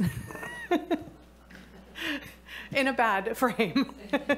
One, with that, I want to thank facilities, as was stated, and everybody involved, but I really enjoyed Adams Construction, which did a lot of the job, over there and has done quite a few improvements here. And for the sake of hiring as many local contractors as possible. So, with that, it's been moved and seconded. Okay, I'm on. Supervisor Wilson. Yes. Supervisor Madrone. Yes. Supervisor Bushnell. Yes, and thank you again. Supervisor Arroyo. Yes. And Chair Bohn. Yep. Thank you. Motion carries 5-0.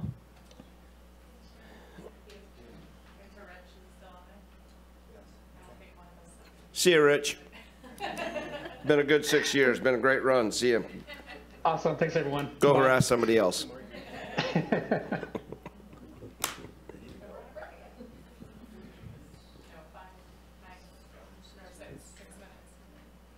Could we start moving that way so we can start right at 11 on the, Well, we have to read closed session in, and we can't do it until right at 11, so we've got to take a 6-minute break. Y'all are very speedy today. This is going down in the record books. somebody must want to travel.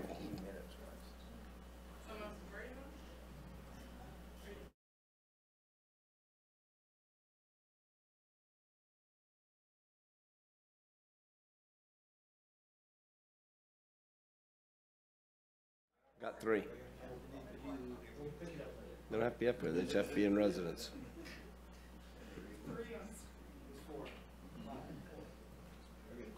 Go ahead, Scott. Thank you, Chair Bohn.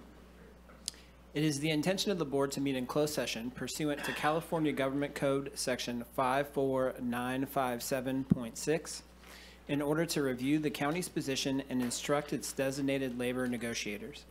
It is also the intention of the board to meet in closed session pursuant to California Government Code Section 54956.9D1 in order to discuss existing litigation in the case of Randall Thomas Chatterton versus Blue Lake Roller Rink et al., Humboldt County Superior Court case number CV 2401479. Finally, it is the intention of the board to meet in closed session pursuant to California Government Code Section 54956.9D4 in order to discuss the initiation of litigation in one potential case. All right, what's the estimated time on?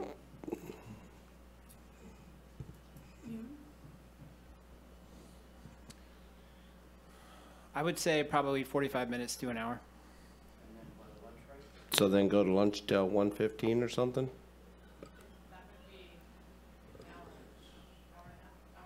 Hour and 15 if we go an hour?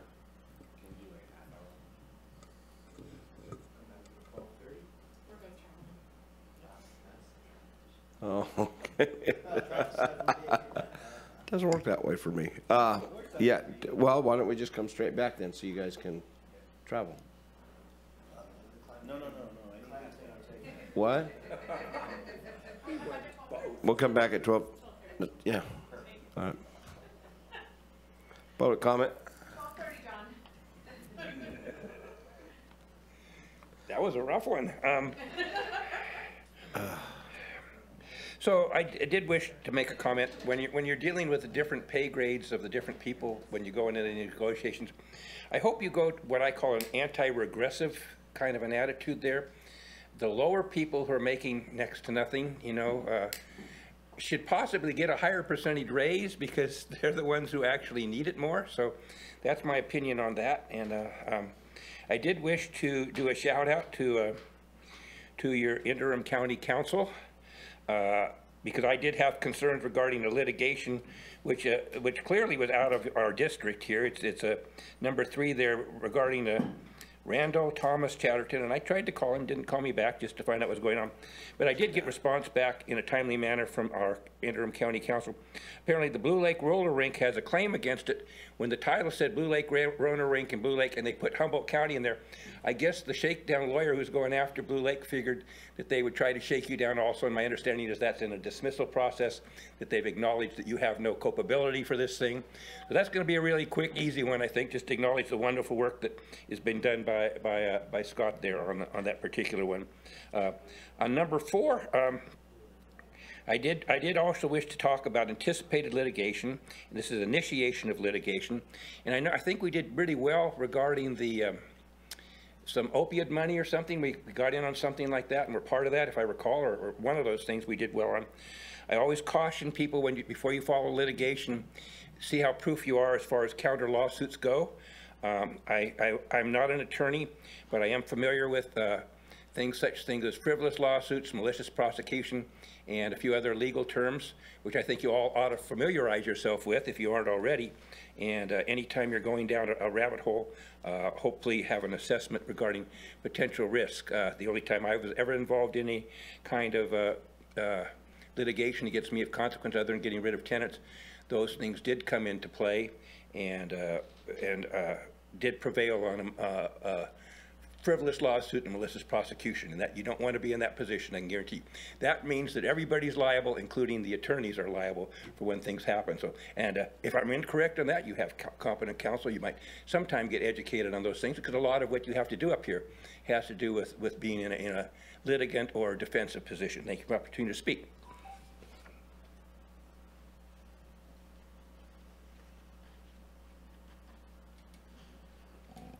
Thank you. With that, we will immediately go to closed session. Was that 12:30, John, for sure?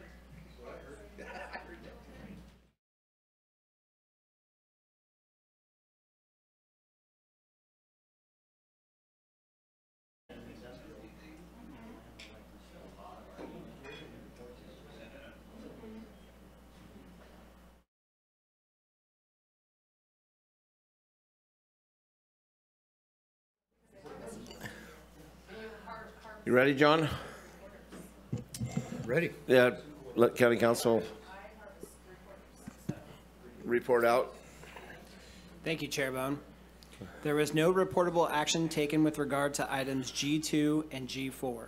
With regard to item G3, the board voted unanimously to authorize the Humboldt County Counsel's Office to defend the County of Humboldt in the case of Randall Thomas Chatterton versus Blue Lake Roller Rink et al., Humboldt County Superior Court Case Number CV 2401479. Great, thanks. And with that, I will turn into Mr. Ford. Thank you, Chair Bohn. Good afternoon. Afternoon, Supervisors. John Ford with the Planning and Building Department, to present to you the revisions that have been made to the Climate Action Plan. Today's objective is not to have you approve this, but to really give comment on it and to accept this draft that's been presented as the project description, basically, for the Environmental Impact Report. The title of it is the Regional Climate Action Plan. I'll go into that a little bit later, but that is for purpose, and it does differentiate it from the previous title of the Climate Action Plan.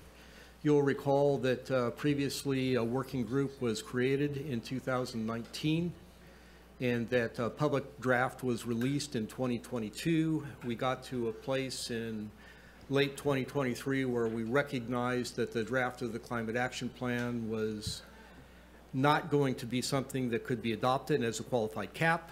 It didn't meet the overall objectives. The objectives were too ambitious, and so we needed to reconsider what we were doing. That draft was structured a little bit differently.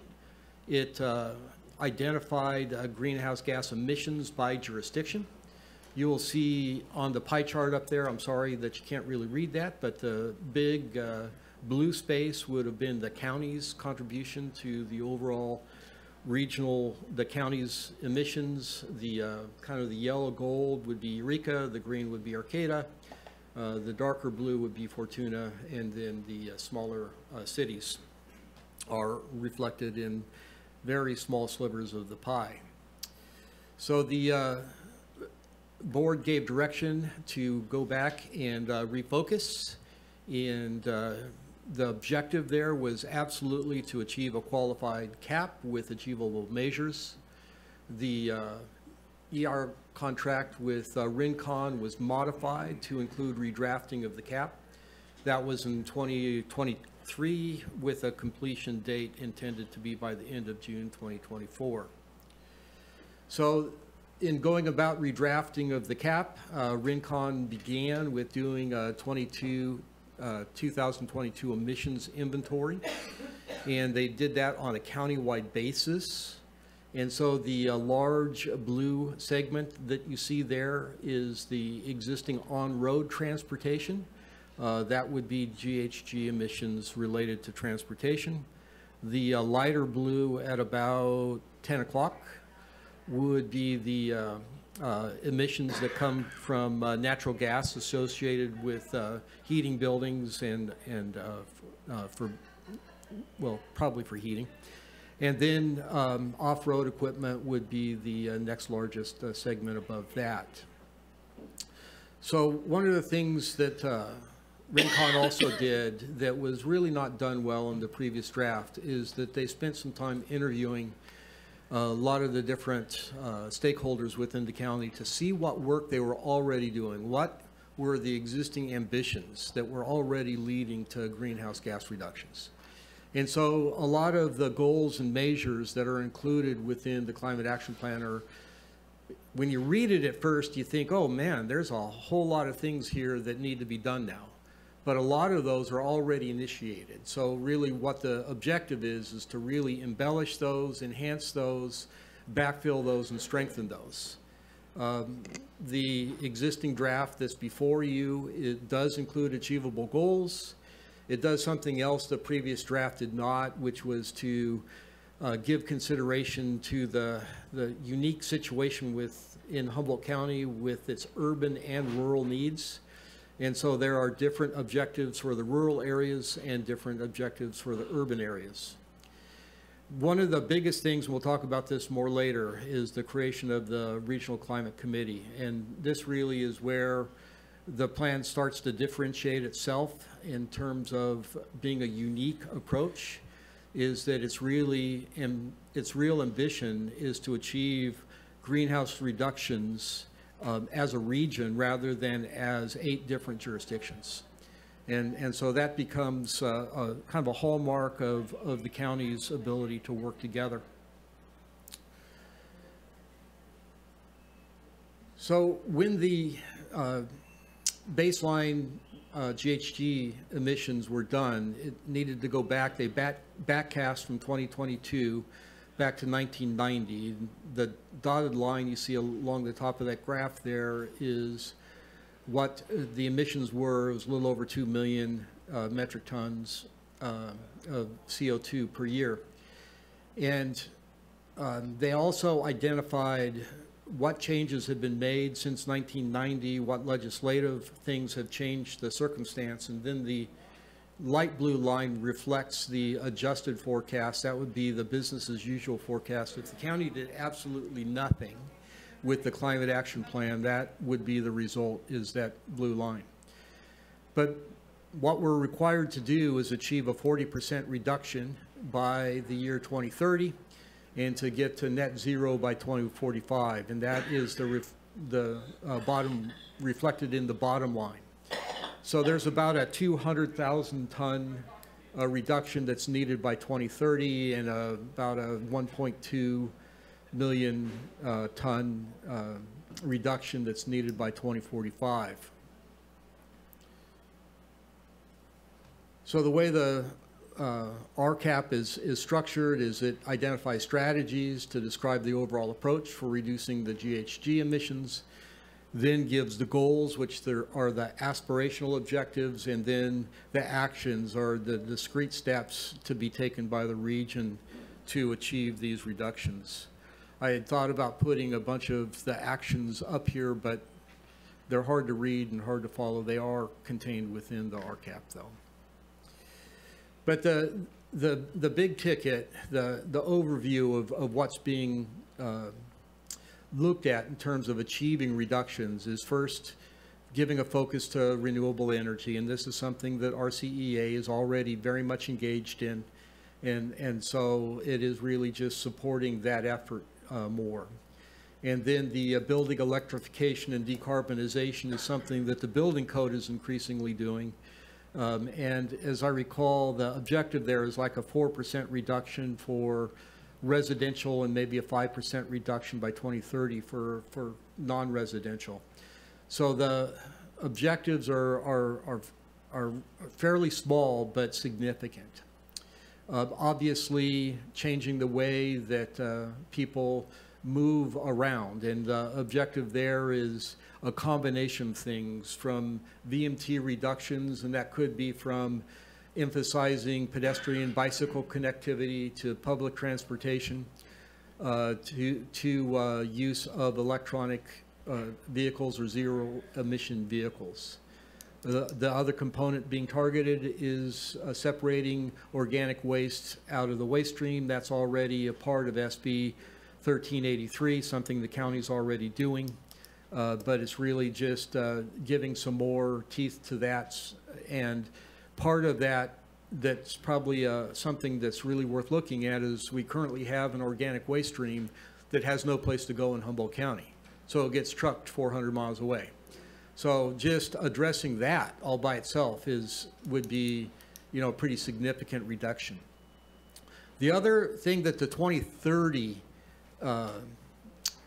goals can't really address is the issue of sequestration. And realistically, our forests all around us are a carbon sink.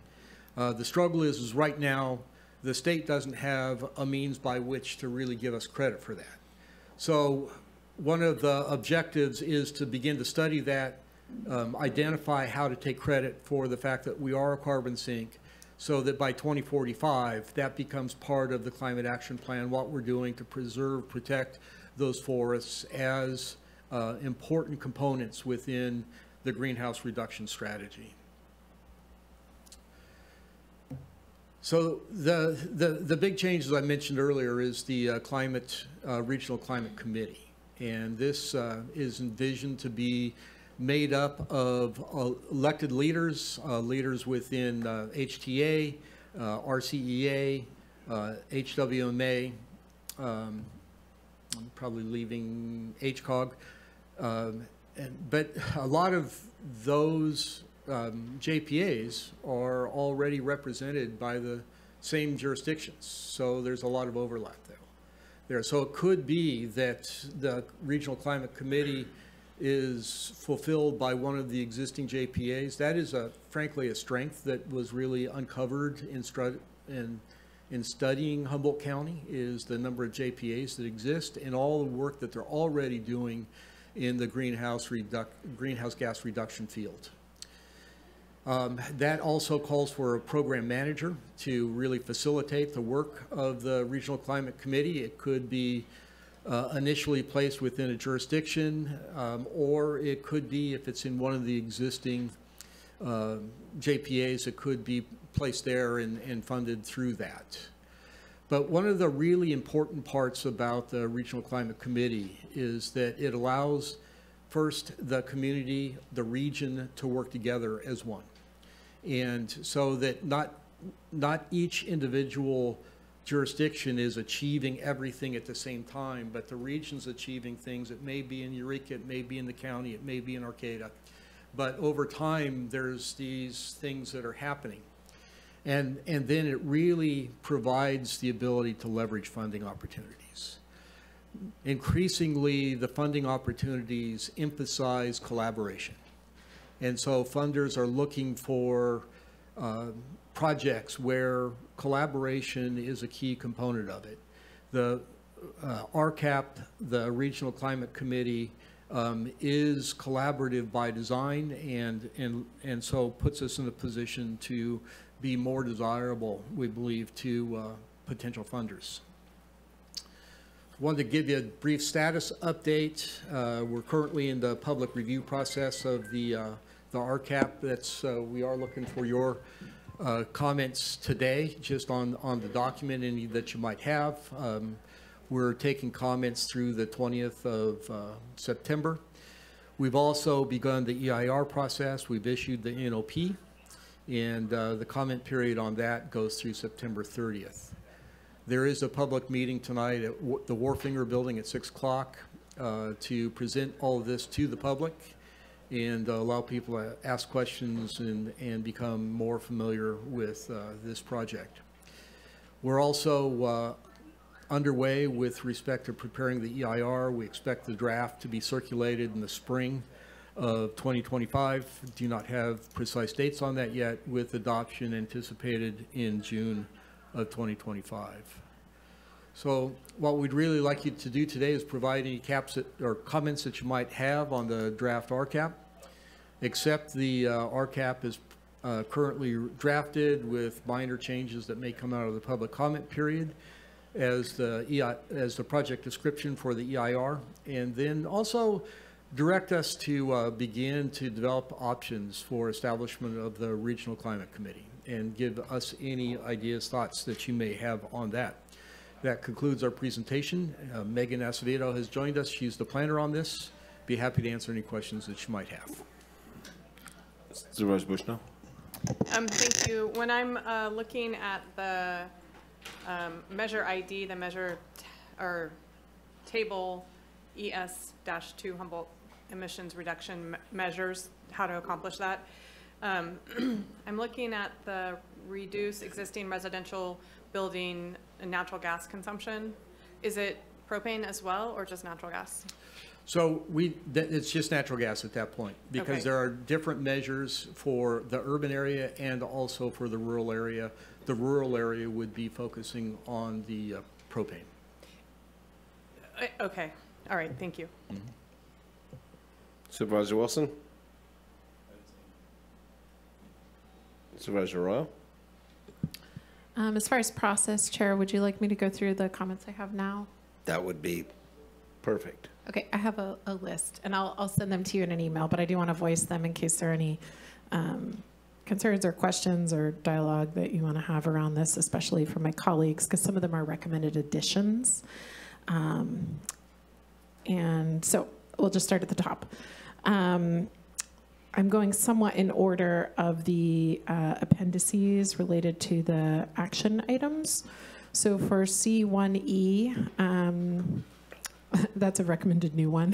C1A is around the regional climate program manager, which I realize is a new position, and I wanted to suggest that we add an additional item because I think that is a lot of heavy lifting for one person. We recognize that that is a big lift to get that one position right now and to kind of stand up this new committee. But as time and funding allows, I'd love to prioritize adding staff to that team so that they're not working alone. I really support the proposal for the Regional Climate Committee work to be housed at HCOG in collaboration with HCOG. I think they have the capacity for it. That would allow things to get rolling quicker than forming a new JPA. So I'm certainly open to exploring a new JPA, but I think that was a good fit for now. And especially given that, the plan identifies that almost 3/4 of the greenhouse gas emissions are transportation related. HCOG seems like the right fit to me. I had a question about industrial refrigerants. So I know that's a major contributor to greenhouse gases, and I looked at some other climate action plans from other places that included inspection and repair of these systems, as well as education on the importance of this for both residential and non-residential refrigeration. And I didn't see it in here. Does that show up anywhere in our plan? It does not. Okay. I realize it's kind of late in the game to add new things, but as I was reading it, I was really kind of digging into potential additions. So we could come back to that if you want. I know there's, I was reviewing the Humboldt Waste Management Authority's plans around food waste diversion, and I see food waste and bio-waste, utilization in here quite a bit. But I didn't see anything that was very explicit around minimizing spoilage. I know that Humboldt Waste Management Authority in their document laid out a need for cold storage investment. And it's ironic given the item just before about refrigeration, but I know Food for People and other food, the Farmers Market Association and others are interested in minimizing food spoilage and waste in that way, since food waste is such a big part of our waste stream. And so I was wondering if that's in here anywhere. Not explicitly as you just stated it, but we can certainly explore that. Okay.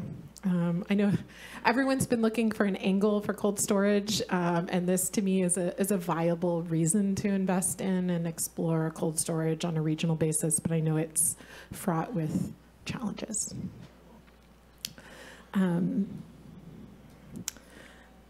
Okay, my next one is about, so in action area CS, which included wetland conservation, whether we wanted to include something in there to explore regional mitigation banking. I know it's been talked about in the past. Any thoughts around that? Yeah, we can explore that. Okay. Should I say more about mitigation banking? I think for the public to explain Understand what it. you're, Okay, sure. So mitigation banking is putting together essentially a list of potential like wetland or wildland mitigation projects. So when there are mitigation needs, there's kind of a go-to compilation of those mitigation projects. So for environmental mitigation, with Caltrans, for example, they have to do, 1-to-4 ratio of wetland enhancement, that kind of thing.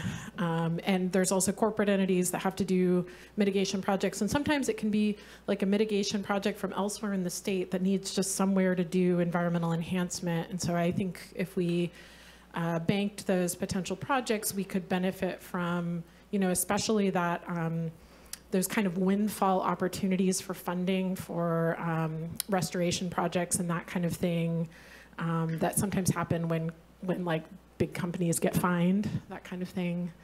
I think there are other ways to look at mitigation banking, but that was what I saw as sort of an opportunity for us. And we wouldn't necessarily have, we would have to do the legwork to identify potential projects, but it could be in collaboration with a lot of partners. along lines with our wetlands banking that's already being done. Okay. Right. I don't know. I know individual organizations do it, but I don't think it's a strategic regional thing. So just clarification, are you talking about us buying wetlands to have them on? No, I mean, it sounds good, but I mean, everything comes with a price tag, and I'm just so in wondering. like the state of Washington, they have done some more preemptive work around this. Like they have had longer term, decades-long mitigation banking efforts where they have bought property and then are going to slowly kind of enhance it as funding comes available for this work.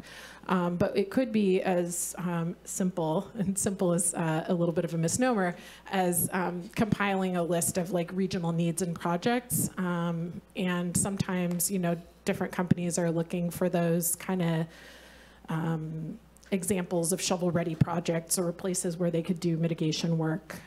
So we could facilitate that potentially. Any thoughts around that? I'll just say that there have been projects that have come through in the past that would have benefited from a mitigation bank. They had trouble finding places to mitigate things. Mm-hmm. And so a mitigation bank is a good idea that is used successfully in a lot of different places.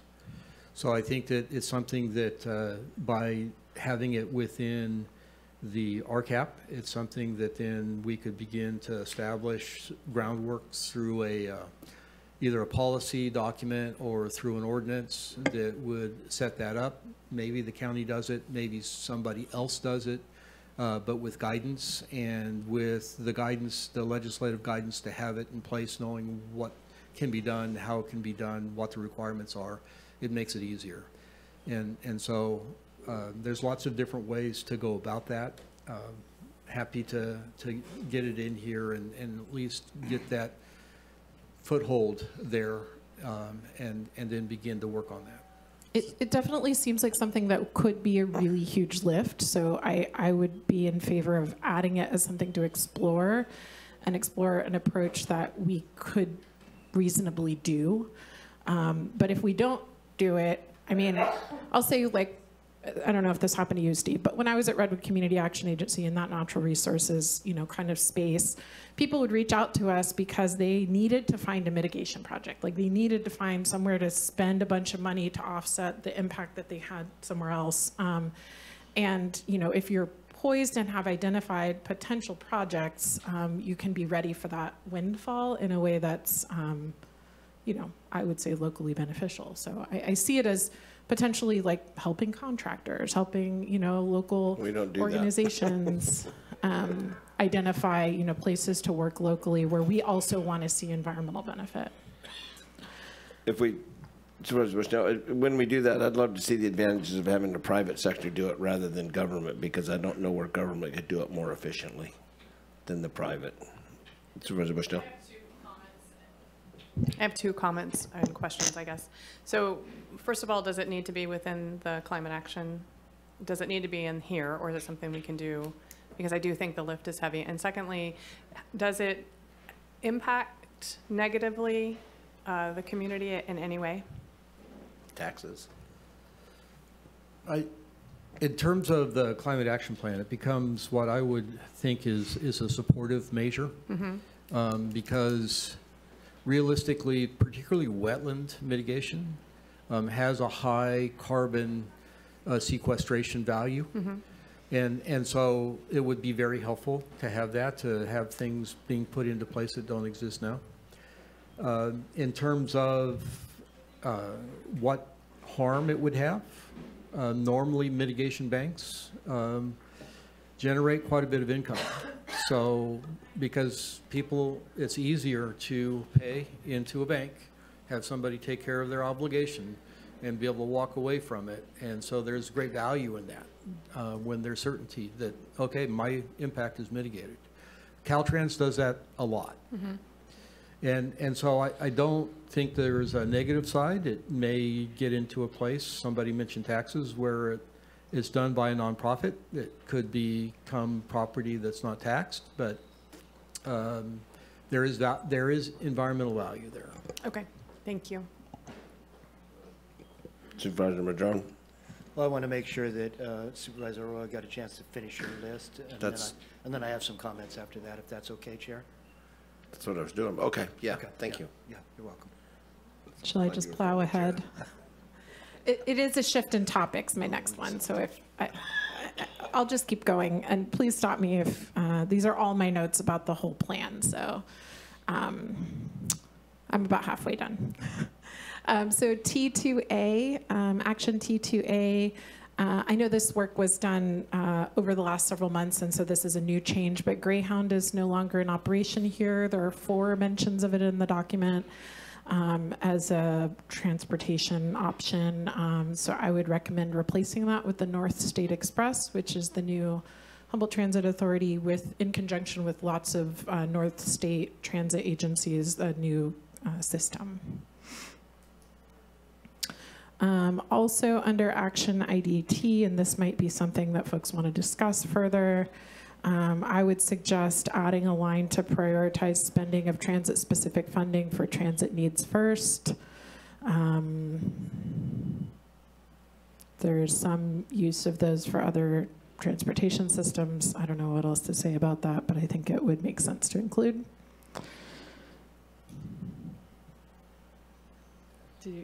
So can I, Chair?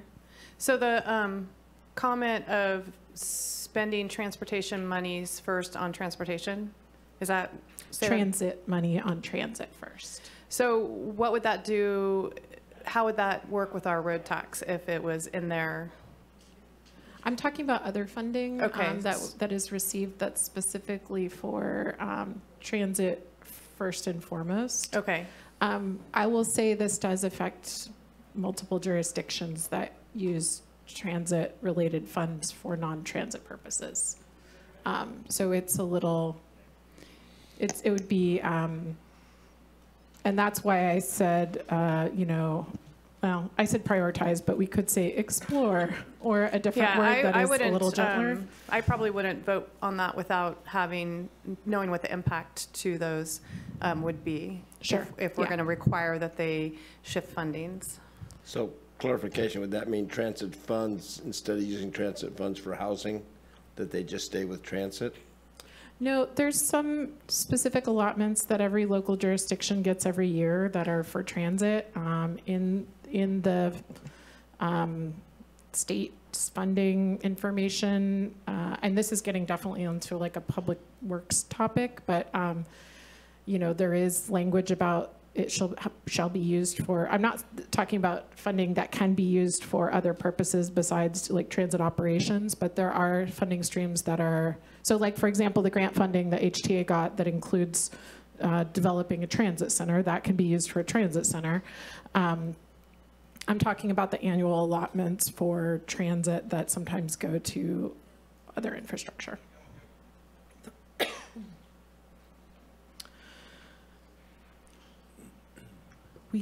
We could come back to that one, excuse me. That'd be a good idea. I also included an item that I didn't specifically see in here, although there is a lot around multimodal transportation, of developing road-related policies that require installation of multimodal features where feasible. That where feasible, I think, is important because there are plenty of places where it's not feasible or reasonable.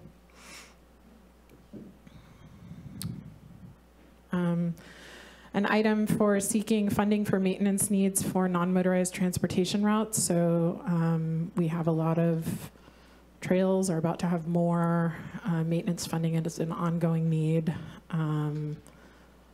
So specifically calling that out in here. And then I just have 3 more. Item T6, several of the letters refer to hydrogen fueling. And T6H and T7 both refer to hydrogen fueling, but I didn't see anywhere where Humboldt Transit Authority is named, even though we're working on hydrogen fueling, including non-HTA vehicles, like being able to fuel medium-duty vehicles. And so I just thought it would make sense to name HTA there.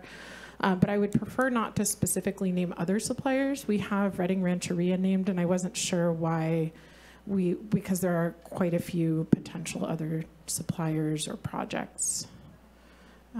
So my preference would be not to name a specific supplier. We do need an offshore wind substation location somewhere in the greater Humboldt Bay area. So there was a lot around working with PG&E and RCEA. But to facilitate offshore wind, getting to market, there's going to need to be probably a fair amount of work done to identify and work with whoever the contractor is who's developing that substation, whether it's PG&E or someone else. And then lastly, and I can email you all these. Lastly, action item SW TAC 1H.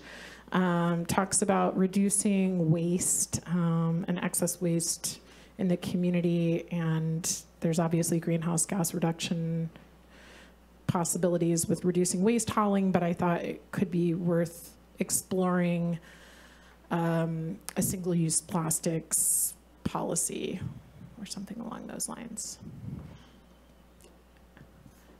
And those are all my comments. Okay. Supervisor Madrone? Thank you, Chair. First of all, thanks for all the hard work. I know you guys put a lot of effort into this. I'm glad we were able to back up and you know, kind of refine the process. Just very quickly on the mitigation bank, there actually is a mitigation bank here in Humboldt County. It's called the Breakup Marsh. And it was formed back in the early 1980s because there were a bunch of little pocket marshes in Eureka down by Coster and Washington that had really limited value because they were surrounded by industrial uses. And so it was determined that it would be very valuable to development and also protection of the environment to put together a mitigation bank. So the State Coastal Conservancy bought property out at Breakup Marsh at the industrial park in the northwest corner, about 13 acres. And they sold 7 acres of credit off of that, and that's been fully utilized, but ultimately we created 13 acres of habitat, including freshwater, saltwater, and brackish marsh, as well as a nice trail and other features there. And that was with the cooperation of industry and the city of Eureka.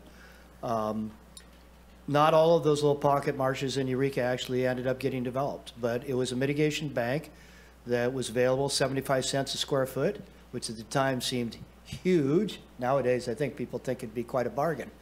At any rate, it was very much utilized to try and help develop certain areas in Eureka. So that's just important to know that we actually did embark, not the county or a city, but the state, in working with our communities to create that mitigation bank. I appreciate the comments from Supervisor Arroyo about transit funds, and you know, there's these monies that are earmarked for transit, but if they And then we have an unmet transportation needs process that tries to identify ways to enhance transit, make it more available and effective. But sometimes those needs are more expensive than the money that might be available there. So HCOG goes through quite a process of determining, are the unmet needs feasible to attain? And it's usually a financial element that dictates that. So sometimes there's money left over, but not enough to quite do those things. So in that case, the money can go to roads. And I think what's being said here is that we ought to keep that for transit. Maybe we need to add up 2 or 3 years of funding, much like that funding that used to go to PG&E, from PG&E to communities to underground certain areas, like in the scenic areas of Trinidad and Eureka and other places. So I think that is something that's important to consider. How do we not take away from the roads measure we're talking about, although that will provide some amount of funding for transit, but really how do we make sure that the funding that's already allocated to transit stays with transit? And if we get the road, or when we get the road measure passed, I hope, then there won't be a need to transfer that to roads. And maybe there's another way to handle that excess and build it up. And so that's some thought there. On sequestration, you know, the state has made great strides forward on providing carbon credits to landowners who grow trees, like we were talking about earlier on the rezoning to TPZ, and these issues back and forth about benefits and costs and taxes, plus and minus, et cetera. They now have brought it down to the level where if you're a 20-acre landowner, you can apply for carbon credits. Frankly, if you have 1 acre of trees, you ought to be able to get carbon credits from my perspective, because what that does is actually enhance the ability of landowners to want to hold on to those trees, thin them, limb them, and help them store even more heartwood and better carbon, so to speak, long-term carbon. So if and or when those trees are harvested, it's a lot more heartwood, which even if it's produced into lumber, that lumber stays around a lot longer than if you harvested it 40 years, redwood in particular, and it's full of sapwood, right? So there's a lot of benefits to carbon sequestration. We know that, and I think we could enhance that through expanding carbon credits.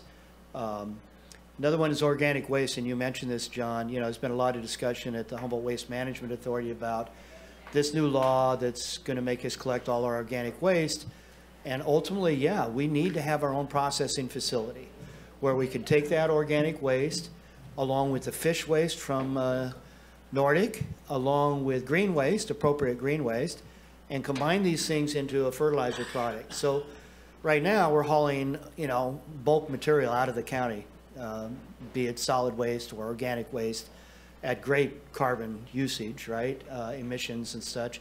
So if we can combine all those things, have our own plant, so that if we're shipping anything, it ought to be value added. It ought to be a fertilizer product, not just a organic waste or whatever. So I think there's some really great opportunities there with what's coming in that arena. Under building materials, I have to say, I tried to read this entire document, but I failed. It's huge, and I really appreciate the work that went into it. The way you laid it out, it is easy to follow, you know, with the various categories under each item. I like that approach. I read the executive summary. I scanned through a lot of stuff. So I don't have specific places for these things to be entered, but I know you're taking the notes, and I leave it to you to figure out where the best place is to place these items. Building materials. Hempcrete was not mentioned, and it's certainly an emerging product that we have a lot of tribal interests, as well as Ken Hammock and others that are working internationally. The French government is building, you know, 40-story high buildings with hempcrete. So it is an emerging product, and we have an abundance of stalks, you know, and fiber that goes to waste, basically, that could be utilized in this industry. So it's a piece of a puzzle. It's not that we want to move everything away from lumber for construction, but it's a piece of the building puzzle, right, it has less emissions, et cetera. Under energy, I would love to see even more emphasis on distributed solar. We ought to really be solarizing every single home that has good exposure and can be. I think that's something that's really important to do, regardless of what happens with wind or other things. Distributed solar has long been something we ought to be investigating. And then microgrids, even more of those. I'm pleased to announce that Oric just received a $900,000 grant the other day to build a microgrid in Oric that's going to help power their new sewage plant that they hope to get online in the next few years, as well as their water plant, their fire department, and their community hall. And this is going to be in partnership with the Yurok tribe and the National Park Service. So some really exciting things, and this wouldn't be happening without a partnership with Cal Poly Humboldt, you know, and the SHOTS lab and these things. So pretty exciting news there for Oric in terms of how that's going to impact what is the gateway to a national park, right? Vehicle miles traveled, I think the work that you, John, and your staff did with the community and the Micmac and McKinleyville on the town center, you know, these kinds of projects that densify, you know, these downtown areas like McKinleyville could really use it because it's not very dense. Even a transit system doesn't work super well, but with densification, we would be able to have those options come in, which helps reduce vehicle miles traveled, all that. And then we have a number of other community plan updates still to come. Glendale, Blue Lake area, Fieldbrook, Willow Creek, and others. So I think that presents a lot of opportunity for more of that kind of planning that's discussed a lot in this action plan, and I appreciate that. And like I said, that would give us the opportunity to improve our transit as well. And of course, a portion of this road measure would go to that, which I think is a good thing. So just some thoughts. Appreciate you, the work that you've all done, and look forward to the final product. Thank you.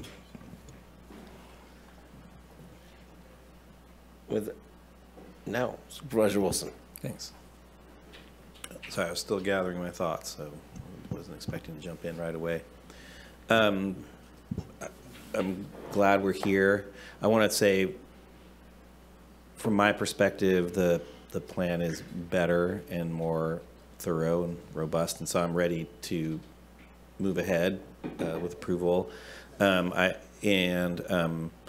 I do have a couple of comments that aren't as specific, but I do want to align myself with Supervisor Arroyo's comments with some of these things. And when we're talking about the land use carbon sequestration element of this, I know that you had mentioned there's the forest part, there's the agriculture part of this too, and there are efforts within the state to advance those technologies within our agriculture sector to you know, work with folks to do those things. And then of course your estuarine and restoration,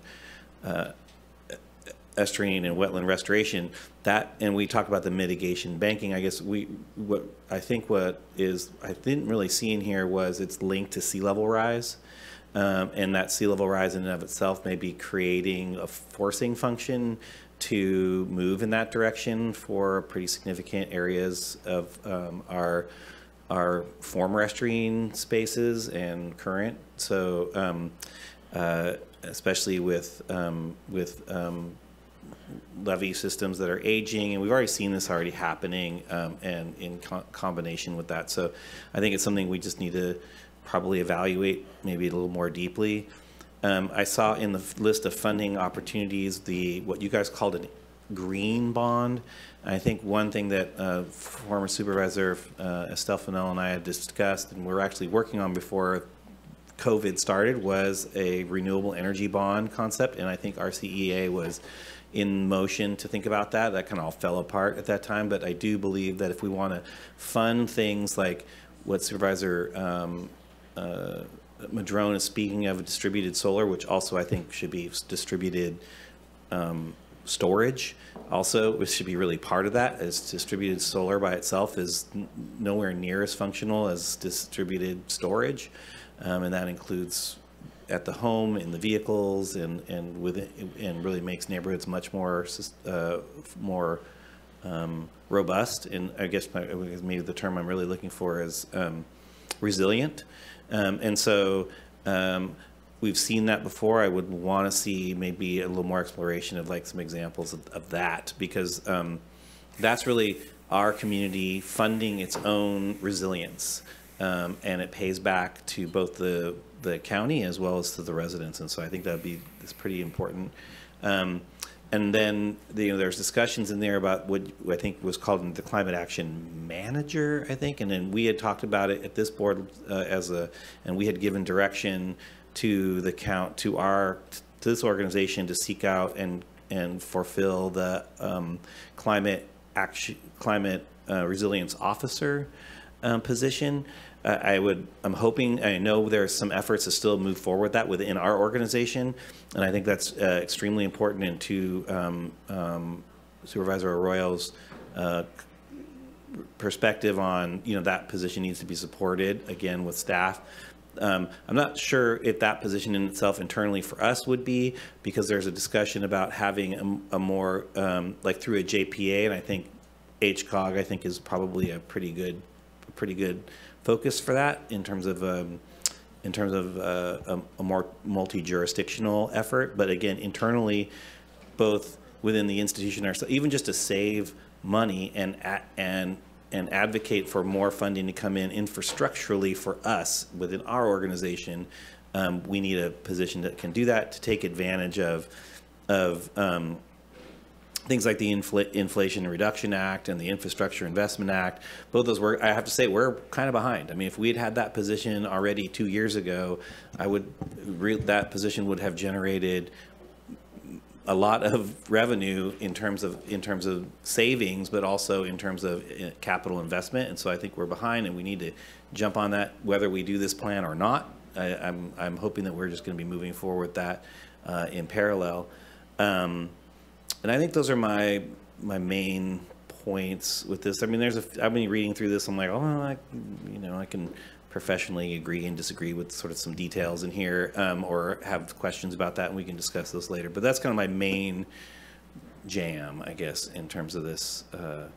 I just want, on a side note, I mean, I heard what you said about natural gas versus propane, but what I don't want to do is leave rural residents without an option or support to find themselves alternative energy support, because propane itself could also become, more expensive or harder to get, or whatever that may be in the future. And I just want to make sure that we're doing our part to not just say like, oh, we are not going to do that, but that have support for options in that regard. So those are my comments. I really appreciate the effort. Oh, one last thing, sorry about this, was the only comment I really got from the public, the only one that I want to bring to bear here was, there was just a concern about the list of workload for this Climate Action Committee.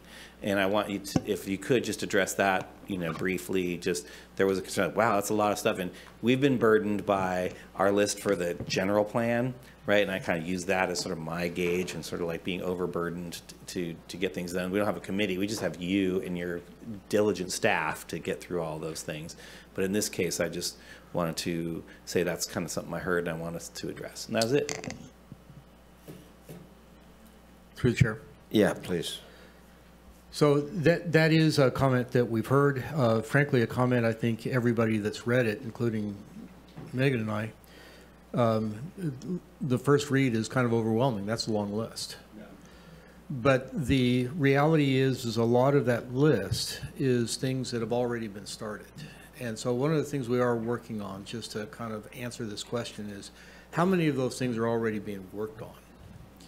And then, one of the first things, whether it's HCOG, different committee, whatever, is to really look and say, okay, priority-wise, where do we get the most bang for our buck in terms of what's already being done, and then where do we go get funding to support that and to expand that effort?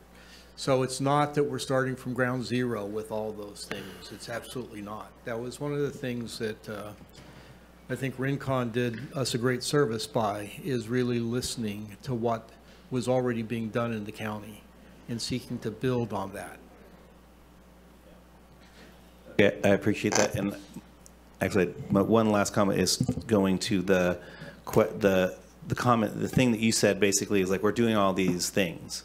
And I really do want to have just the moment of the pat ourselves on the back for a second, which is, from a technology perspective, a population of 140,000 people in an area this size, we're on the forefront of microgrid technology. We're on the forefront of, hydrogen fuel cell technology, including transportation. We're on there's so many things that we're really on the cutting edge. And when I go to state and national conferences and those sorts of stuff, I'm like always really amazed that not only are we have representation in those spaces, but how we really are like, we want more volume in terms of like our ability to generate more, fossil fuel energy and encourage sequestration on a much bigger scale. But from that cutting edge of the technology element of this, we are just, I think and even just the conversation about how we're doing that just transition conversation about like who's actually benefiting and how are we going to make that work. And as clunky as that is for all of us in this community, because we're all humans with different, vantage points and understandings, it's still, we're still in the front of that for so many places. And I just want to put that out there. So as much as we're challenged and we feel like we're just, hard charging to get some of this stuff done, I just want to acknowledge thank you to the staff here, but to all of our organizations in the county, the JPAs and everybody else in terms of like the advancements we really made. So thank you. As I read this and I read the partners and everything else, and I look at where are we at with our tribal partners? Because I mean, I just see where Blue Lake just got $12.5 million from the federal government for climate action to, we have bought, the Yurok's of 50,000 acres of carbon sequestration and are marketing it very well from what I understand. And so we're looking at the offset that the tribes are doing and everything else, and I don't see them. I don't see them on the committees. I don't see them. I don't see a big involvement there, except our financial, which is great if they're going to run with it, and do these things. But, then I also, after this morning, the part about TPC and AE about taxes being lost, we lose all our taxes on those purchases. So I'm just wondering why they're not partnered up in this a little bit more. Yeah, thank you for asking that difficult question, because it's something that we struggled with late in this process, is that we recognized that the tribes had not been invited to the table from the beginning. And so then it was really a matter of how do we invite them with a meaningful invitation rather than to give them a last minute here, come be a part of this, which would potentially come across as being insincere. So what we chose to do was to really begin to engage them more formally during this public engagement process and see where there's the ability to develop partnerships and relationships in doing this. And our hope is that we can work collaboratively with the tribes as well, that it wouldn't just be the different jurisdictions and agencies on the cover sheet of this, that the logos of the different tribes would also be engaged there. Because I look at this kind of like the offshore wind. I mean, I'm 110% behind offshore wind, but there's, mention or no mention, or doesn't seem like there's much mention of onshore. I still think the onshore, being cost of 20 cents on the dollar and private entities on private lands, and without the complete full-blown industrialization of Humboldt Bay and what it will do to that, which I'm okay with, but I'm just saying these things, I think the reality of what this is going to do is going to create a friction, and our tribal partners have not bought on to this.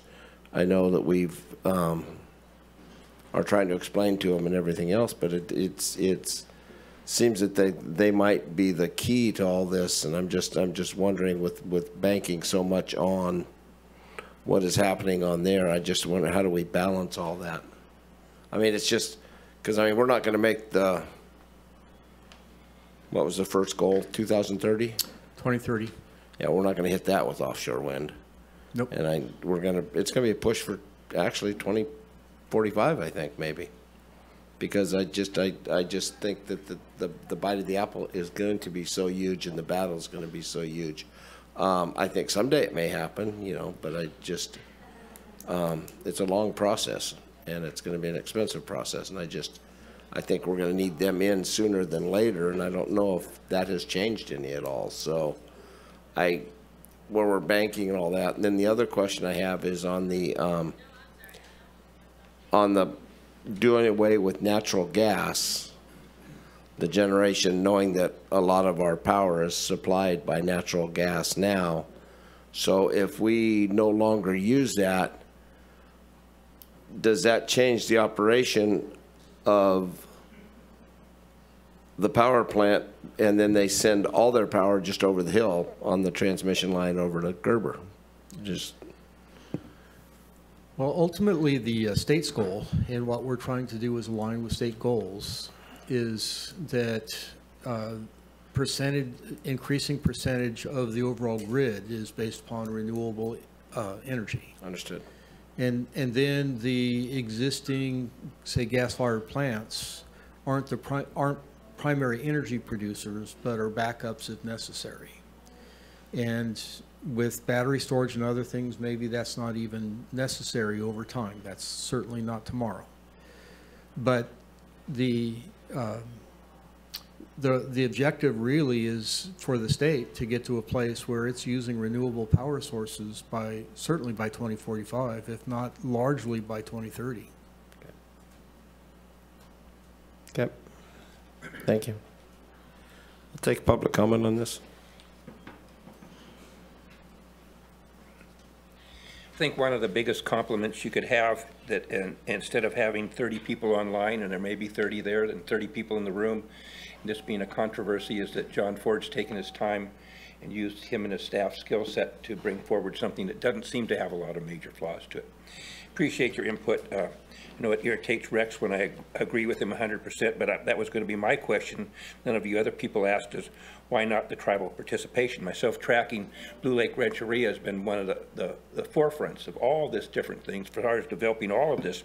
They're our partners. They're the ones who can get the $12 million. My understanding is a lot of that is for acquisition of property around the bay, where that will actually be where you will have your wetland mitigation. So that's my understanding. That's what I read was done for. I always appreciate you taking the time to read all this, and for those of you who do your homework thoroughly, it's a lot of things. My homework called John Ford and asked how satisfied everybody was with it, and when he told me how that was, I felt that that's all I really needed to know. You'll tune up a few details. Hopefully you won't have any details large enough, or hopefully you won't get pushed back from the tribe somewhere down the thing where the whole thing has to go thrown out and reworked over totally. So I strongly support that. I also do think, if I were to make a guess, the chance of the onshore wind happening in the time frame probably 10 or 15 years before the offshore is way more likely to happen.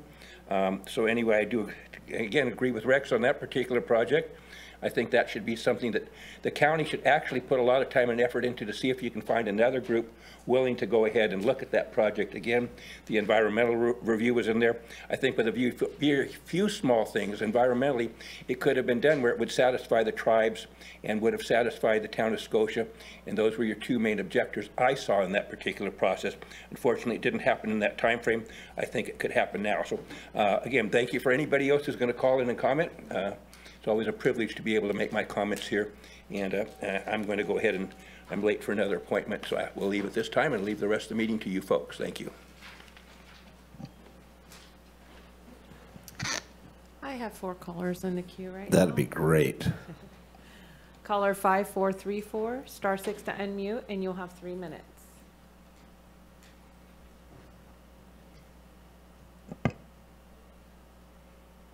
Thank you. Hello, Chair. Hello, Supervisors. My name is Gary Hughes. I'm a Southern Humboldt stakeholder in this process. Thanks for the opportunity to make comment remotely. I currently work for the International Civil Society organization Biofuel Watch. We work to address the environmental harms and social conflicts arising from industrial bioenergy schemes, with a particular emphasis on the connection between the land sector, especially forests, and climate policy. Though there are a number of topics of interest to our organization that have been addressed in this discussion, I'm speaking up today to raise concerns about certain measures that merit immediate scrutiny, Specifically, the reliance on replacing fossil-based diesel with so-called renewable diesel for achieving emissions reductions in the transportation sector. Unfortunately, though renewable diesel is central to the RCAP, nowhere in the documentation can one actually learn what renewable diesel is, where it comes from, how it is made, or what it is made from. This is a serious concern, as these energy products merit far more scrutiny than the CAP provides.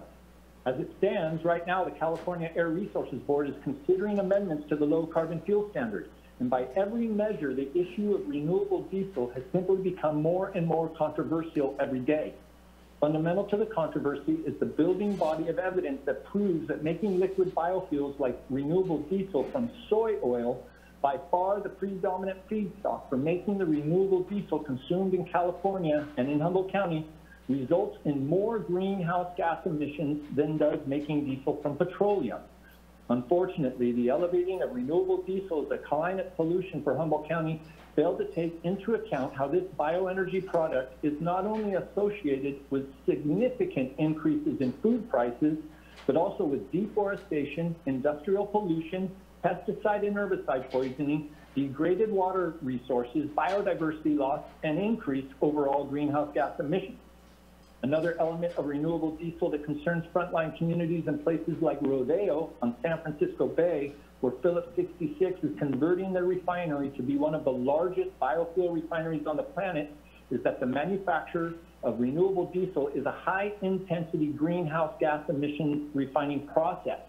The hydrocracking required for making fuel from vegetable oils like soy requires massive amounts of hydrogen, which all comes from the steam reforming of fossil gas.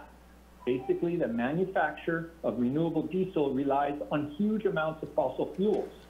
As well, refining these products is incredibly dangerous, as a life-threatening incident at the Marathon. You have 20 seconds. If you want to cut me off, that's okay. I'll just say that these are the hard realities of renewable diesel that are being ignored in the current version of the CAP, and our organization strongly recommends against the Humboldt Regional Climate Action Plan blindly stumbling into the climate dead end of liquid biofuels. Thank you. Thank you. Our next caller is 5603, *6 to unmute, and you will also have 3 minutes. Good afternoon. This is Colin Fisk with CRTP, the Coalition for Responsible Transportation Priorities. We appreciate the fact that there's finally a climate action plan that we're reviewing. We've been waiting, I think, about 7 years now, so it's exciting to finally see one.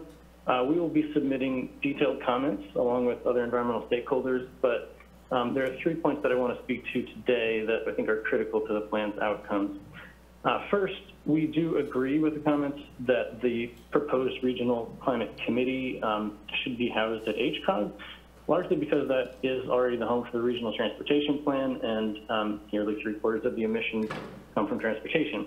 Also want to strongly agree with the comments that the committee has to be funded and staffed sufficiently to allow it to actually do all the work with which it's being assigned, which, despite some of that work already being underway, is still a lot. Second, the CAP is a CEQA streamlining document, but no information has really been provided as to how that will be implemented. We haven't seen any project criteria or CEQA checklist or anything like that. And importantly, the vehicle miles traveled reductions that are proposed in the CAP fail to meet the significance threshold that's already established for VMT analysis under CEQA. So from the information that's currently available, it appears that future projects, CEQA transportation analysis couldn't be streamlined here.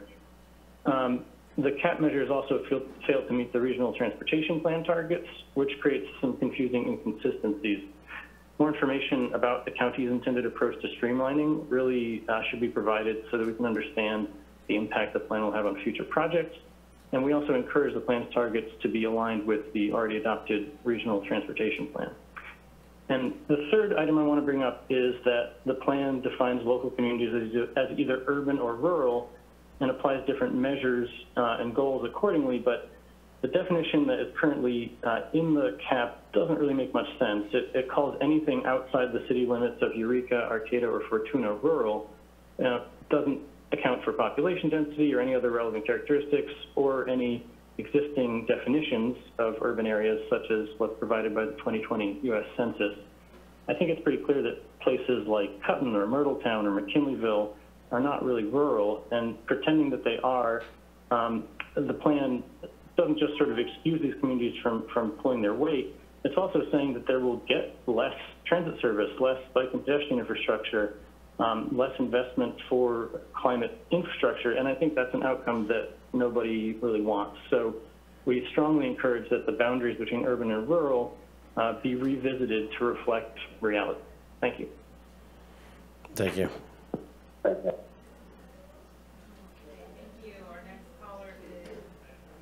Sorry about that. Our next caller is 2611, *6 to unmute, and you will have 3 minutes. Hi, my name is Julie Christie. I'm calling from Blue Lake. I appreciate the supervisors and staff going through what I felt is a very brief overview. Thank you, Natalie, for digging a little bit deeper on some of these items, and Steve's being honest that there's a lot to absorb. My thoughts and comments are very concerning to a long projected economic effects of implementing these action plans. I am a farmer, I'm realistic, generationally, and my husband drives semi, we have so many friends and family that are in industry business, farming business, forestry business, and unfortunately they're all working right now, and they can't be here to be voicing their opinions as easily as I can. I think it's important that we really reach out to these other stakeholders because they're leaving our county. I've lost so many good friends and hardworking people from our county because they just can't sustain economically compared to other regions. We're losing our workforce, and implementing this is going to severely lose our workforce. And I think we need to step back and not take that for granted that we have some amazing people here and resources, but if we don't properly manage them, both with our public relations, making sure these people are considered stakeholders, and with the realistic timeline of the economic crash this potentially can have on our county, I think we're going to be really, really disappointed we didn't take that time. So please, again, if we can get any kind of economic kind of description of how this will affect different regions of our economy over time, I think that's going to be crucial information for any decision making. Thank you. Thank you. There is a meeting tonight at 6 o'clock, so you are aware at the Wharfinger. Thank you, Chair Bohn. I have 6127, *6 to unmute, and you will have 3 minutes. Thank you very much. This is Dan Chandler. I'm with 350 Humboldt, and I have 3 comments. There are 2 problems that I see that, and I would like to suggest solutions to them. The first is that there is at least an apparent conflict of interest between having Rincon do the RCAP and having Rincon do the EIR, which is supposed to be an independent assessment. And I think that could be resolved probably pretty easily by a codicil to the contract saying that the Southern California staff who are not involved in the RCAP could and would work on the EIR. The second, as Colin said, environmentalists agree with the HCOG as the home of the climate action planning and work. And I would like to let you know that there is a model that could easily be adapted for Humboldt, and this is in Sonoma County. Way back in 2009, they got legislation that allowed them to set up a climate conservation board, and it was housed and comprised of the same board as their regional transportation agency, which the HCOG. So in essence, there is a model for putting both organizations together with one board, one combined staff, And I think if you look at their website, it seems to work very well, and something that maybe Humboldt could consider. The final thing is that although I think the Rincon RCAP is in general done well, it's completely excluded from the inventory and therefore from the actions anything about refrigerants. If you're not aware of it, the refrigerants that supermarkets primarily use are trap heat at somewhere between 750 and 13,000 times more than carbon dioxide. So phasing them out quickly is really important, and there's nothing in the plan about that. Thank you very much for this chance to present these options to you. Thank you. Chair Bohn, I have no more callers on the line. We'll bring it back to the board. Supervisor Wilson? Yeah, I'm just reflecting on a couple of the comments that I heard that I think are of interest. One was the urban versus rural with, in terms of the definitions and how we do that. Because when I first looked at this document and we first mentioned it, I was like, it's like, by a lot of standards, everything in Humboldt County is rural. This just doesn't, we qualify as a rural county in general, no matter where you live in it.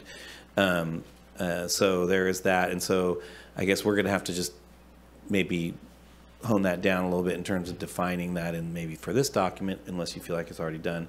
And then interestingly, there is, in the Sonoma County model that was, I think it's probably just, I would add it to the list of potential governance options for us. And I think, there's the climate resilience districts that have also been developed or whatever, developed last year through legislation is another option as well. So I still think that even if you use the Sonoma County model, the HCOG is probably the best home for that. So those are my two things in terms of just responding to the comments from the public, and want to thank the public for engaging.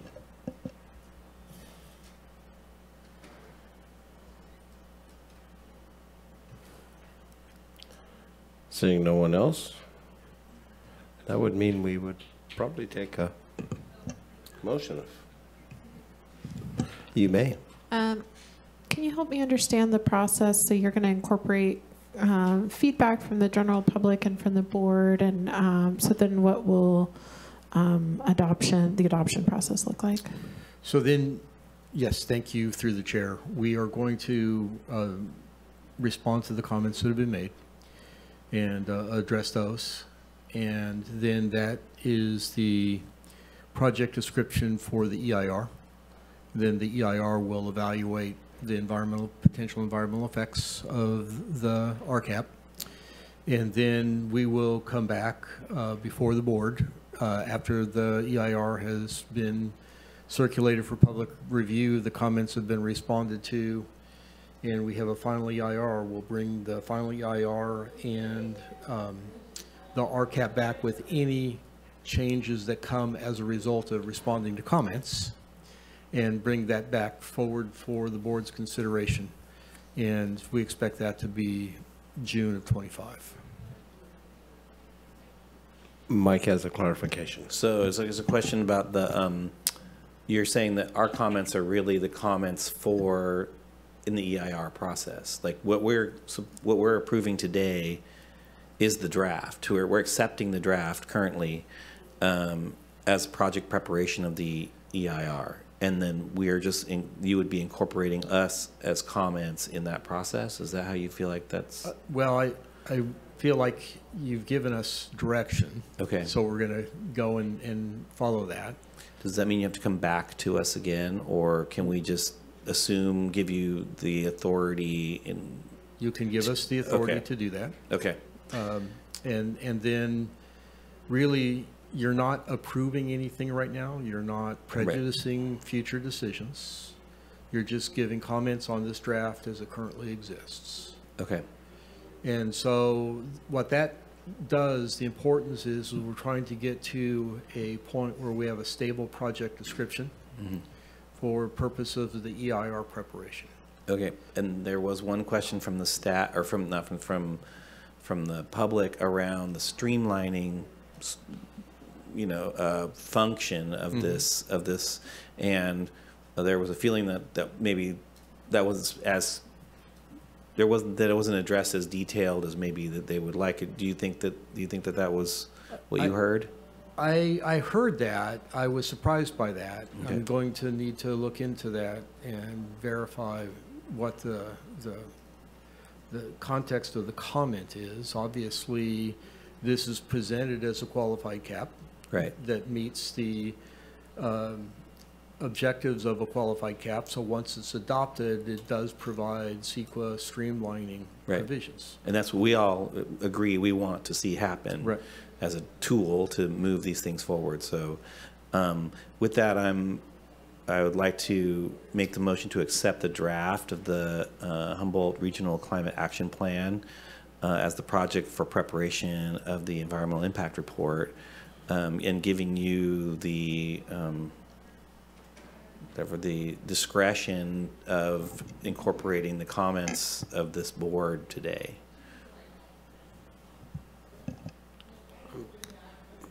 I'll second.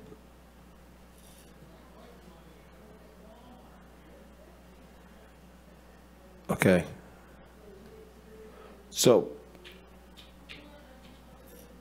you can use what was said today, or you can address what was said today, but it doesn't necessarily mean it's going into the draft, right? Well, I think the board. I think they're trying to push it down, but it's trying to be put. It's a long process to all of a sudden throw more things into it. You're going to verify the comments, see if it's, We're absolutely going to verify the veracity of the comments. Obviously, if people are making comments right now, and if there's something there that needs to be re-articulated or re-explained or fixed, we're going to do that. We appreciate people taking the time to review it and provide comments. That's what this is all about.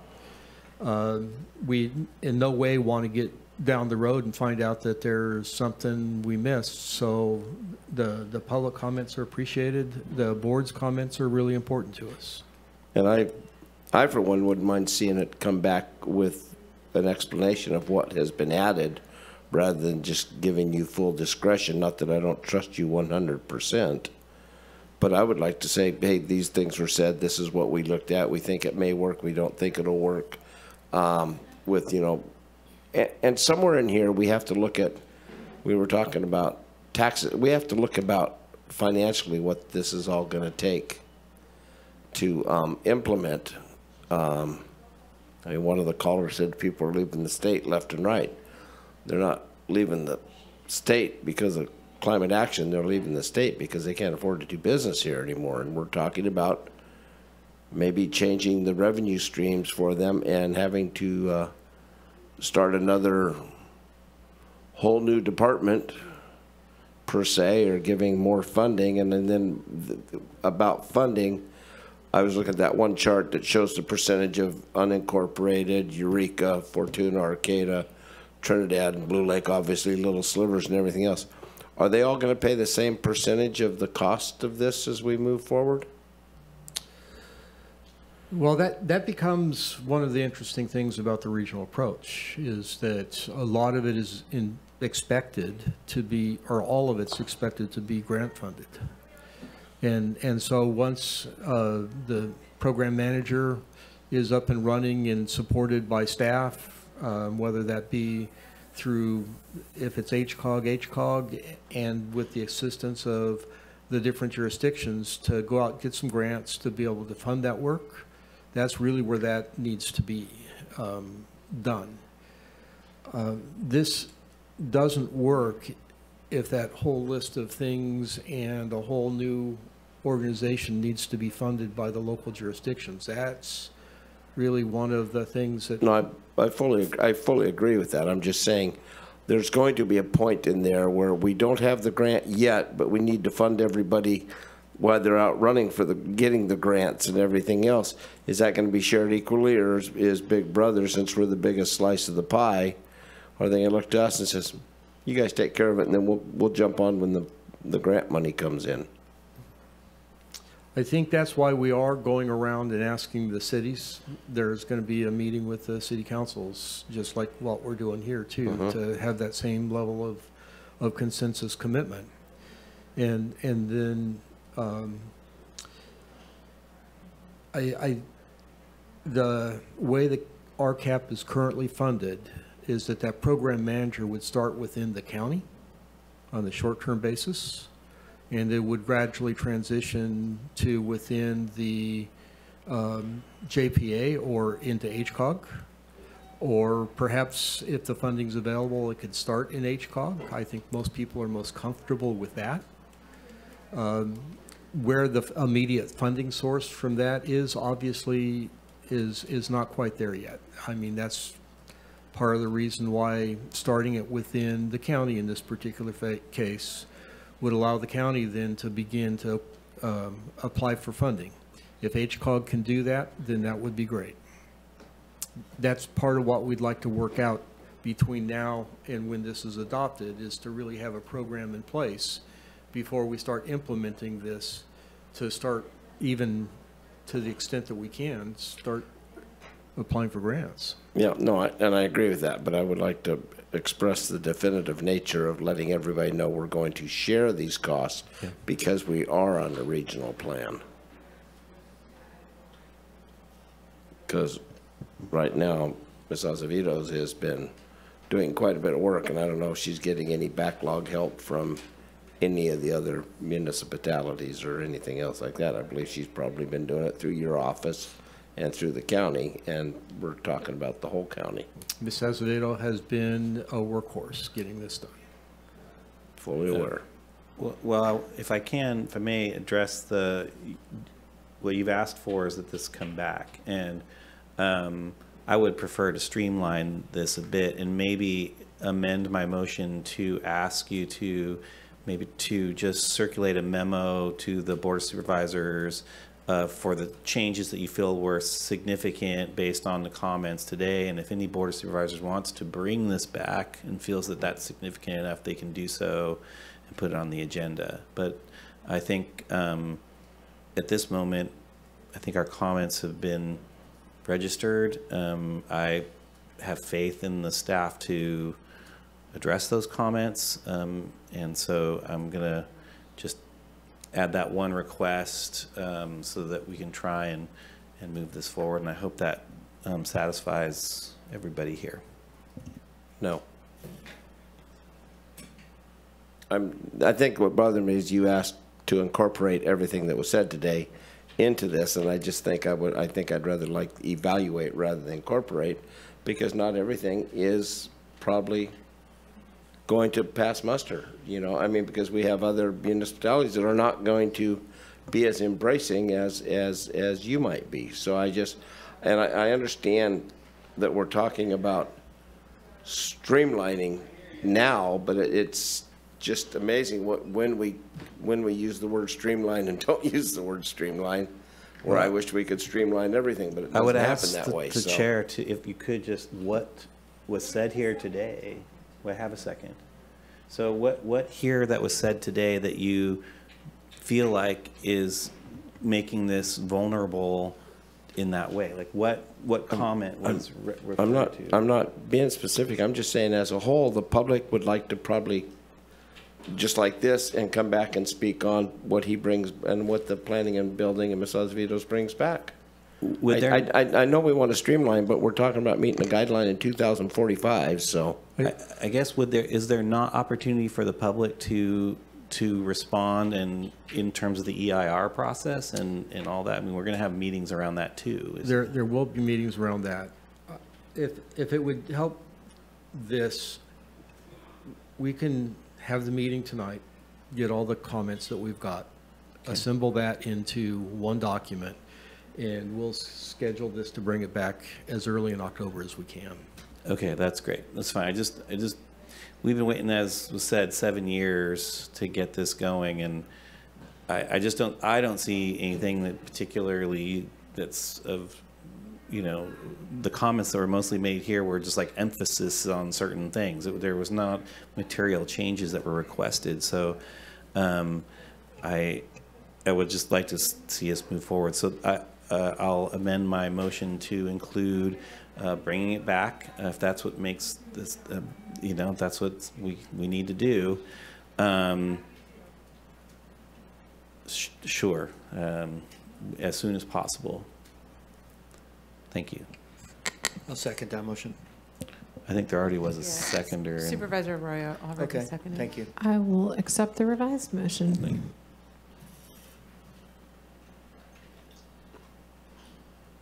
Supervisor Bushnell? So I just have one question too around the mitigation bank. Is the Supervisor Madrone, is the one you were speaking of still active? No, it sold all its credits. Oh, it did, okay. But if we had a mitigation bank, for instance, when the Indianola project Mhm. was happening, there would have been a better opportunity to provide like-for-like Yeah. mitigation, which didn't occur. And it was kind of bizarre, frankly speaking. So I think there is a real need for it. I just wanted, I want to not duplicate. I'm just Yeah, asking. no, there's nothing available right now. And then, so if I can be clear on the motion, is that you're going to bring back a document incorporating what you've heard from this board today and tonight for approval. Thank you.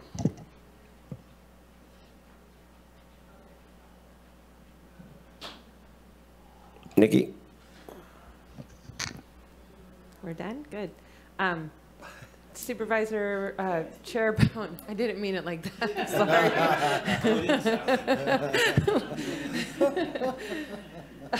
Hit the nail on the head, Chair, yes. Sorry. Goodness. Sorry, Supervisor Madrone. Yes. Supervisor Arroyo. Yes. Supervisor Wilson. Yes. And Supervisor Bushnell. Yes. Thank you. Motion carries 5-0. Thank you, guys.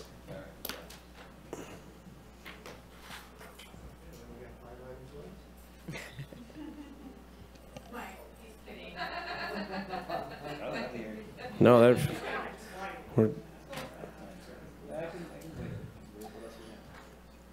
that's it. We're adjourned.